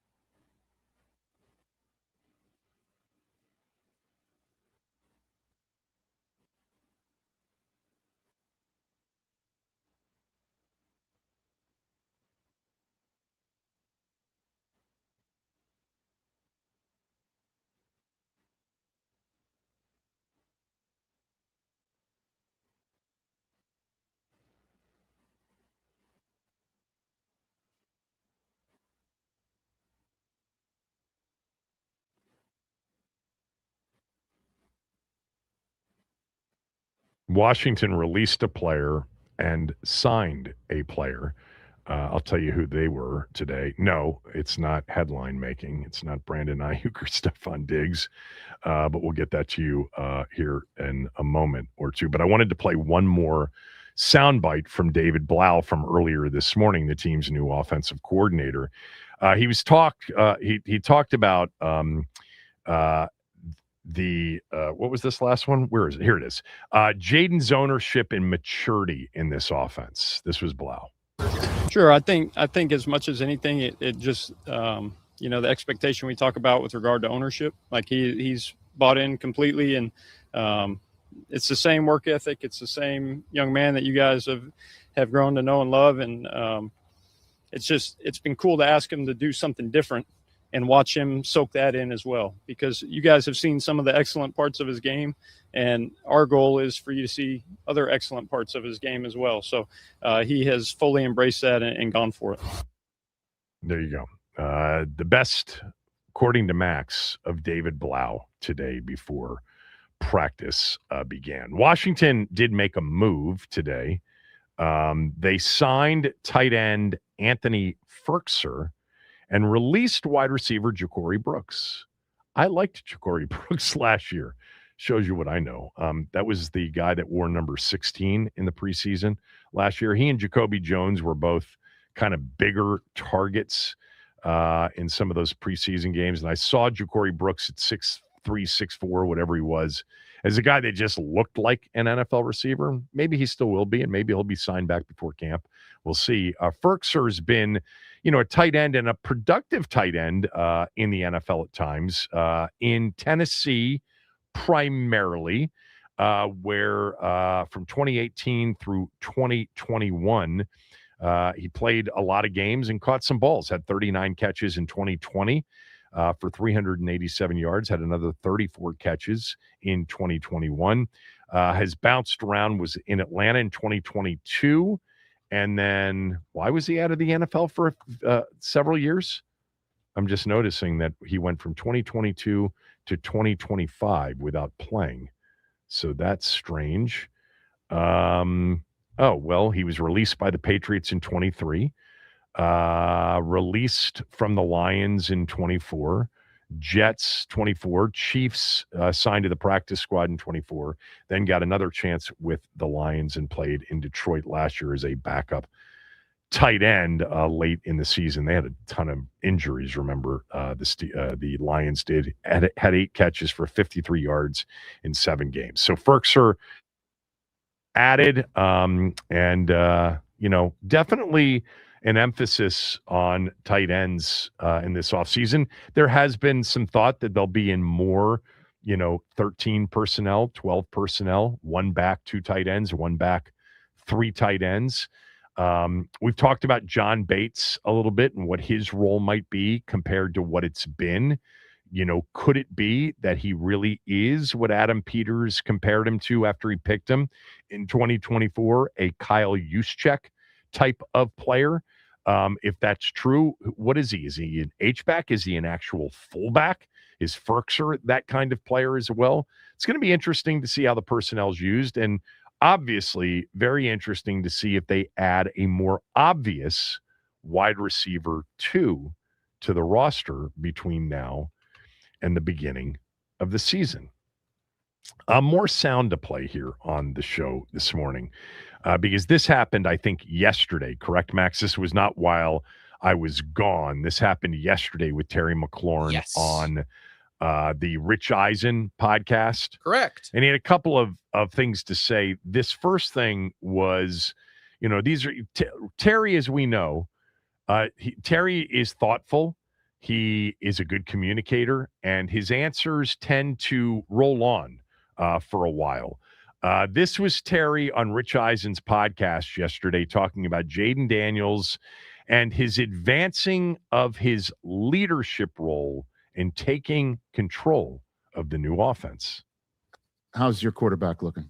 How's he looking? He looks really, really good. And since I've known Jaden since he got drafted, he's always been a focused, determined, prepared player, a young guy, but now he's a vet. And this offseason, you can tell he's taking even more of a leadership role, more initiative of, putting his hands on the steering wheel of this offense. I think it's no secret that Blau wants to build this offense around him, the things that he does really well. And I mean, there's countless things he does well. And, him being able to work under center and use more of the play action is only going to not only help him, but it's going to help the receivers, it's going to help the O-line, the running backs, the tight ends. And so I just think the biggest thing you can tell his voice is becoming more and more loud. He's a very laid back person, but from getting us together, throwing in LA, before OTA started, to the way he's communicating in the meetings, him and I are having so many conversations, not only on the field, but through text.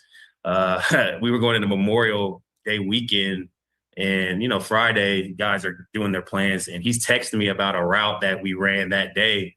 And I'm like, all right, Five, like, we cut on the weekend now. Like, we could talk about this on Monday, but that's just the type of player he is. He's always locked in and focused on the task at hand, and you can just tell his personality is continuing to grow. And he's the leader that we want leading this team this year and every year. So it's just been really fun to be able to build with him. And I think for me, it's been different because I think this may be the first year I've had the same quarterback starting for 3 years. And that continuity goes such a long way. And so him and I are really, hitting a lot of early marks now in OTA. So I believe it's going to continue to build as we get throughout the offseason. Terry McLaurin on Jaden Daniels. He said something there that reminded me of something, and I may have alluded to it already on the show today, but if I had not done that, I want to do it now. So I told you that when I got back yesterday from the vacation that I was on, one of the things I did do is I went and watched the pressers from last week, Jaden's in particular, Quinn's, a couple of others. Obviously, I saw the Kinlaw stuff. We played some of that earlier. The one thing that struck me about Jaden Daniels in watching him up on the podium last week is there was an air of incremental confidence in his communication ability, in his comfort level. That's more of a comfort thing. I saw a guy up there that is, entering his third year, not his first year, not his second year. He just looked more comfortable. He looked more engaged. I've always felt in watching Jaden in these pressers, and it doesn't bother me at all because I don't care what he says. I only care about what he does as a fan of this team. But it's almost been a bit of a tooth pull with him during these press conferences. It looks like he cannot wait once he starts to finish it up. The answers are super short. It's not that he went on and on in his answers. He didn't necessarily. But I think he contemplated the questions more, tried to give a more complete answer, tried to give an answer that wasn't, how do I move on quickly to the next question so we can get through what my PR person told me would be about 8 or 9 questions, and then I'll be done. And I didn't see that in watching him. He just looked more mature, looked more comfortable. That's good. It's fine. I don't care about the answers being like super exciting or super insightful. I only care about the play on the field as a fan of the team and a big fan of his, which most of you know I am. I don't care if my quarterback is a scintillating press conference or not. Now, what's interesting about that is I do think over the years for me, it's observational, and you'll pull up an example or two that will completely refute this, I'm sure. But I do think that those guys at quarterback, specifically quarterback, that give you something that's interesting, that give you something that's more thoughtful, that really understand and process the questions, usually, it's reflective of maybe a higher, sort of intellect. And I think that's better than less intellect at that position. And that was the other thing that I noticed with him. Like, there was an effort that maybe didn't exist before, but a real ability, as they've all told us about this guy. He processes quickly. He's incredibly intelligent. And then he's a grinder.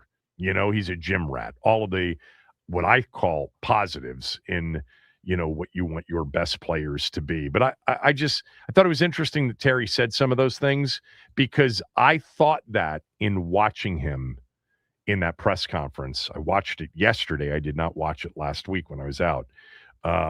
Yeah. So we'll see whether or not that manifests itself into better health, more availability, and a season like he had in 2024 or better. But observational. This was Terry on Blau's, offense and what it might look like. And there's so many new offenses and new offensive coordinators around the league that I'm fascinated to see, how it plays out. It was one of 3 in the division, as a matter of fact, with the Eagles hiring a new offensive coordinator. The Giants have obviously got John Harbaugh in the mix there now. And then there's you mentioned David Blau, the OC, and the conversation about it's a more pro style offense that he's bringing in. You kind of just referred to it a little bit. That is what is happening. And what more meat can you put on the bones there of what it's going to look like? Yeah, I mean, I'm not going to give away too much, but I just know he wants to be multiple. And the first thing he said about our philosophy, he wants the same things that look different and different things that look the same. And I take from that is you want things to marry together. You want formations that you could build off of. You have multiple formations that you could run same plays out of. You have different formations that you could give the defense a completely different look. But all encompassing it all makes sense as an offense. For a receiver, going from no huddle to a huddle, that's different. It goes from a signal base to really being able to open your ears to what part of the play call is most important. I think I got to give Jaden a lot of credit, because it seems like he's just really picked up the offense really quickly, and his calls out there when we're in OTAs are really clean and concise. So it allows the communication to be that much better. And so, I've been benefiting through OTAs of having a lot of similar stems and formations that allow me just to manipulate defenses more, manipulate the DB a lot more, and put them in a position of feeling like they maybe have to guess what I'm running because they just saw this same formation 2 or 3 plays ago, but it's a completely different concept. And as a receiver, that's music to my ears, because you never want to feel like the defense has the upper hand on you.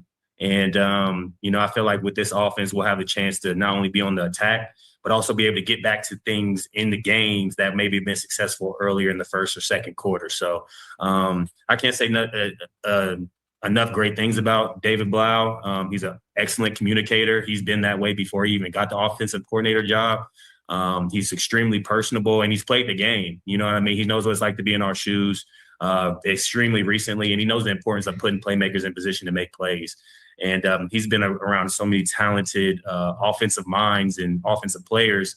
It's kind of seemed like it's come second nature for him to step into this role. And so even though this is his first opportunity, we're all excited to help support him and bring his vision to life, because we all definitely believe that he has a chance to have a bright future in this league as a coach.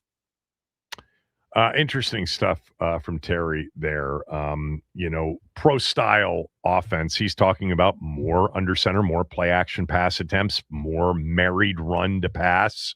All of those things are true. I'll just completely, stick with it's just a bit of a pet peeve. That's it. A bit of a nit to pick is when some of you refer to Cliff Kingsbury's offense as air raid or straight college offense. It's just not really an apt description of it. Go back and watch college football, because I don't think you have, if you actually think what Washington ran the last 2 years was air raid.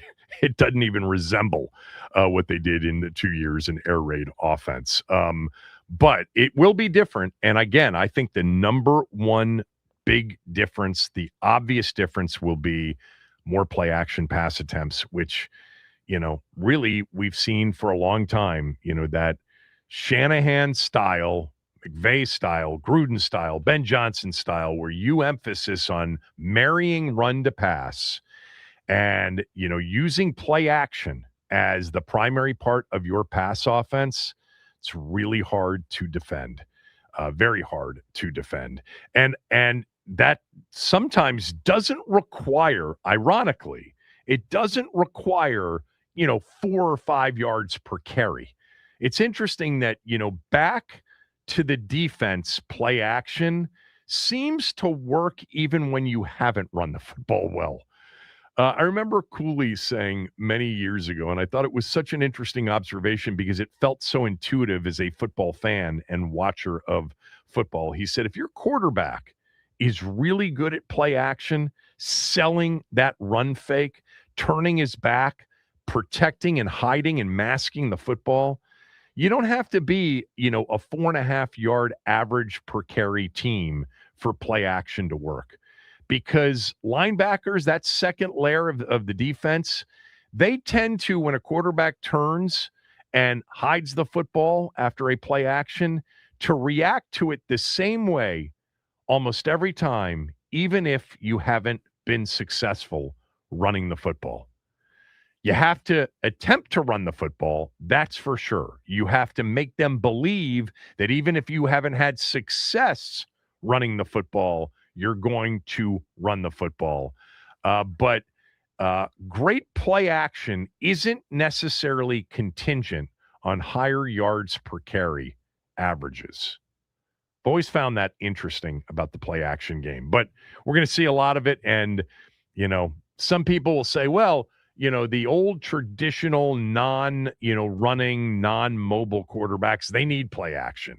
The Jared Goffs and the Kirk Cousins of the world, they need play action. And God knows those guys have been incredibly effective. Kirk's been one of the better play action passers of his era.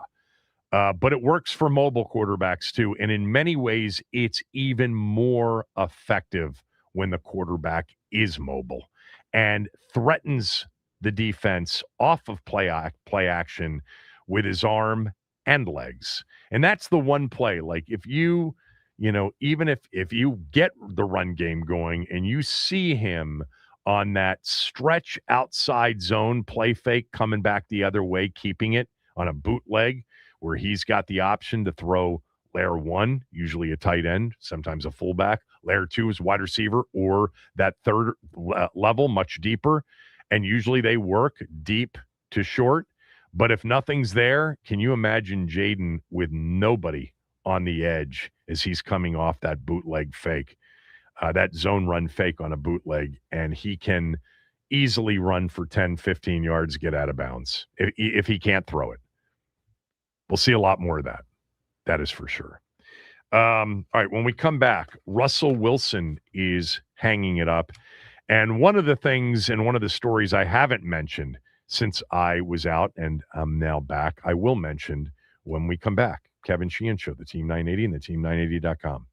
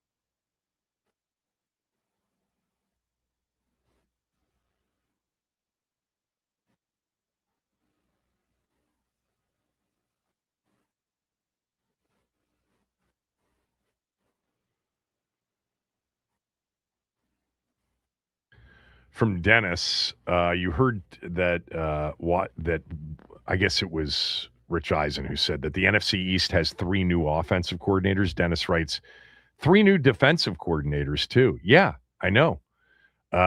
So you've got offensive coordinator wise, you've got a new OC obviously in Dallas. You've got a new OC in Washington. You've got a new OC in Philly and Sean Mannion, and you've got a new OC in New York with the hiring of John Harbaugh. Defensively, Durante Jones, Denard Wilson, and Christian Parker are all new on the defensive side. Vic Fangio is back.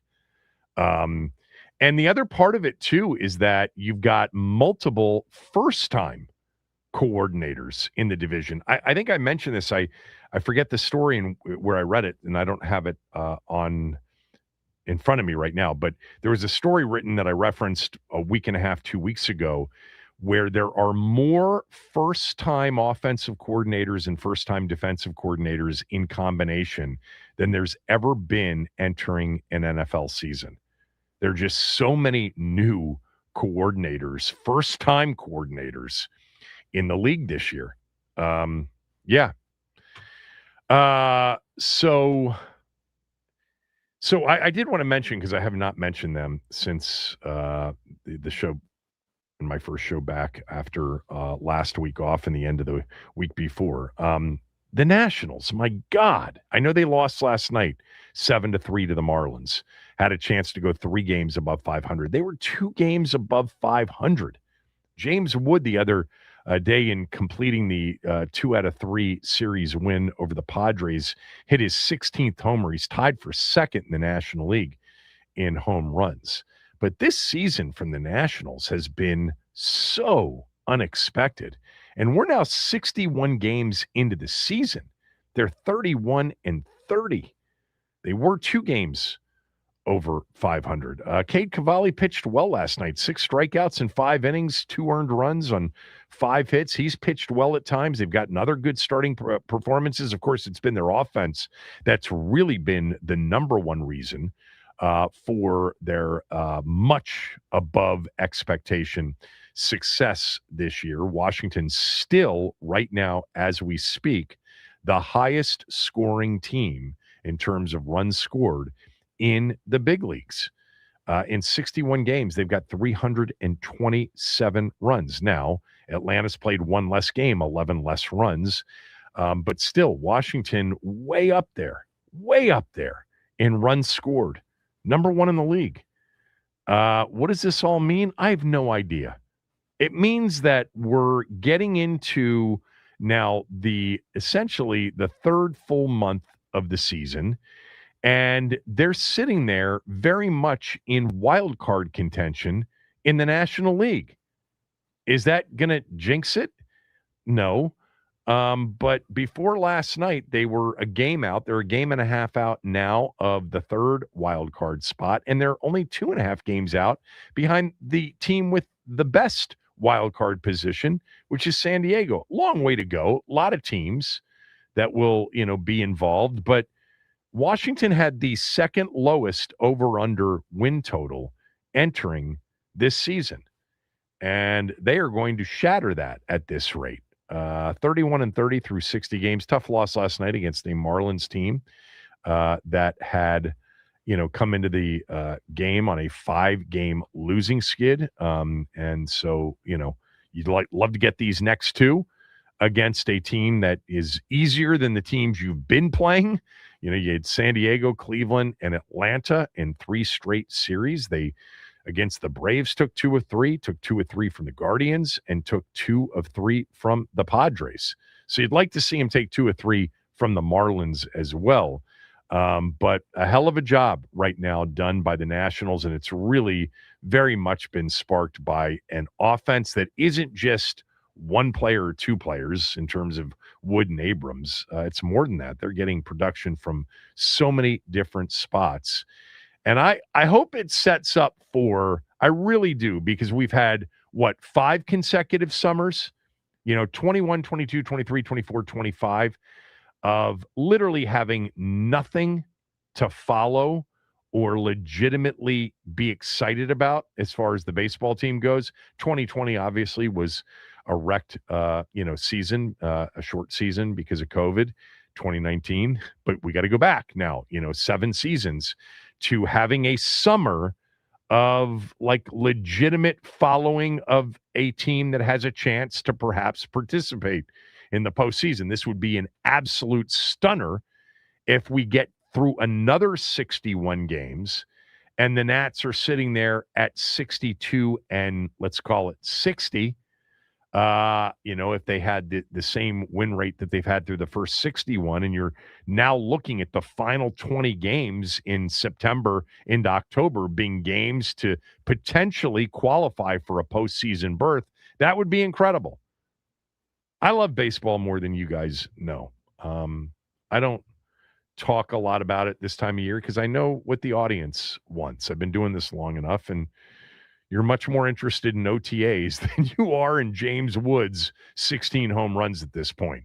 But if you get a team that continues to play the way they've been playing and you get meaningful, July, August, September baseball, that's been fun when it's happened. And it happened over an 8-year span during the 2010s. They were the second winningest team over those 8 years behind the Los Angeles Dodgers. And those were fun summers into falls. And playoff baseball, man, it's hard to beat it. You can match it with the NFL postseason, with the NBA postseason, in my opinion, with March Madness. But, man, there is a tension that you get with playoff baseball that's hard to match. And it was fun when the Nats were a part of it.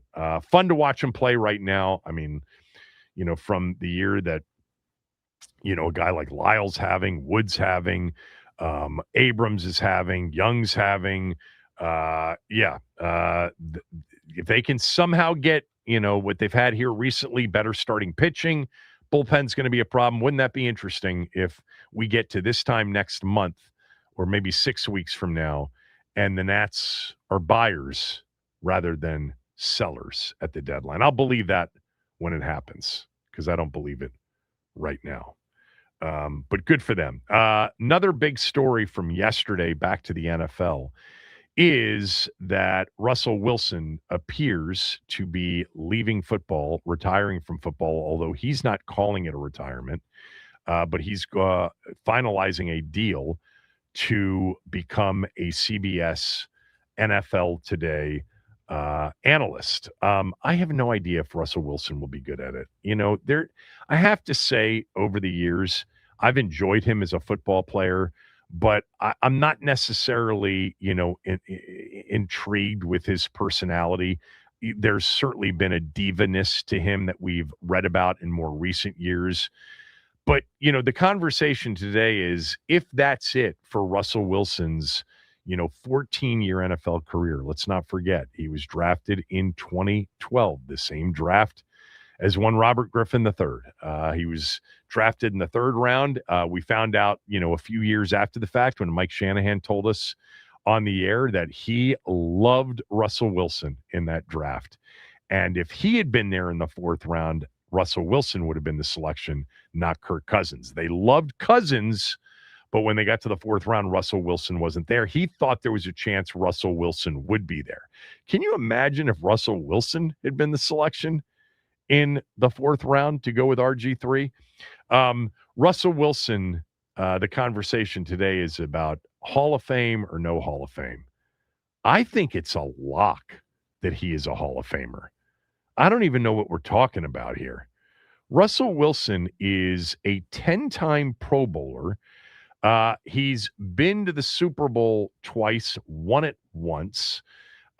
In terms of career completion percentage, he's going to be way up there on the list. He has a career completion percentage of 64.6%. He was one of the original, along with RG3, dual threat quarterbacks. Now, his career didn't stay that way. I think he became a guy that didn't love to run as much, even though he was still capable of running a lot. Russell Wilson started in the postseason 17 football games, was 9-8 in those football games, 27 touchdowns, 12 picks, really should have been, had he just handed the ball off to beast mode to Marshawn Lynch, a two-time Super Bowl winner. There's a lot about Russell Wilson that can be unbecoming and a little bit off-putting, but I don't think there's any doubt that Russell Wilson is going to be in the Hall of Fame. Look, his last, few years in Denver, Pittsburgh, and last year with the Giants didn't help him. Like if he had retired at 33 years old after the Seattle experience, no one would argue. And in fact, they would say first ballot Hall of Famer at that point, because that would have been 9 Pro Bowl seasons out of 10. But it's this end of career, his age is 34 through 37 seasons that have been certainly his worst of his career. But I don't think you discount it that much from what those first 10 years in Seattle were about. 104-53-1 was his record as a starting quarterback. Dual threat, incredible, ability to make plays off schedule in particular. One of the great playmakers of his day, one of the real clutch quarterbacks of his day. I think Russell Wilson will eventually be in the Hall of Fame. Thanks to all of you for the nice things that you said while I was away. I appreciate that. I will have plenty on the NBA Finals, including a pick on tomorrow's show. As I mentioned to you earlier in the show, if you need new windows, Window Nation is the place to go. Right now, buy 4, get 4 free, where you don't have to pay anything for 2 full years. No down payment, no monthly payments, and no interest charged for 2 years. Call them at 866-90-NATION or head to windownation.com. Mention my name. They'll come out and give you a free in-home estimate. 866-90-NATION, windownation.com. Chris is next.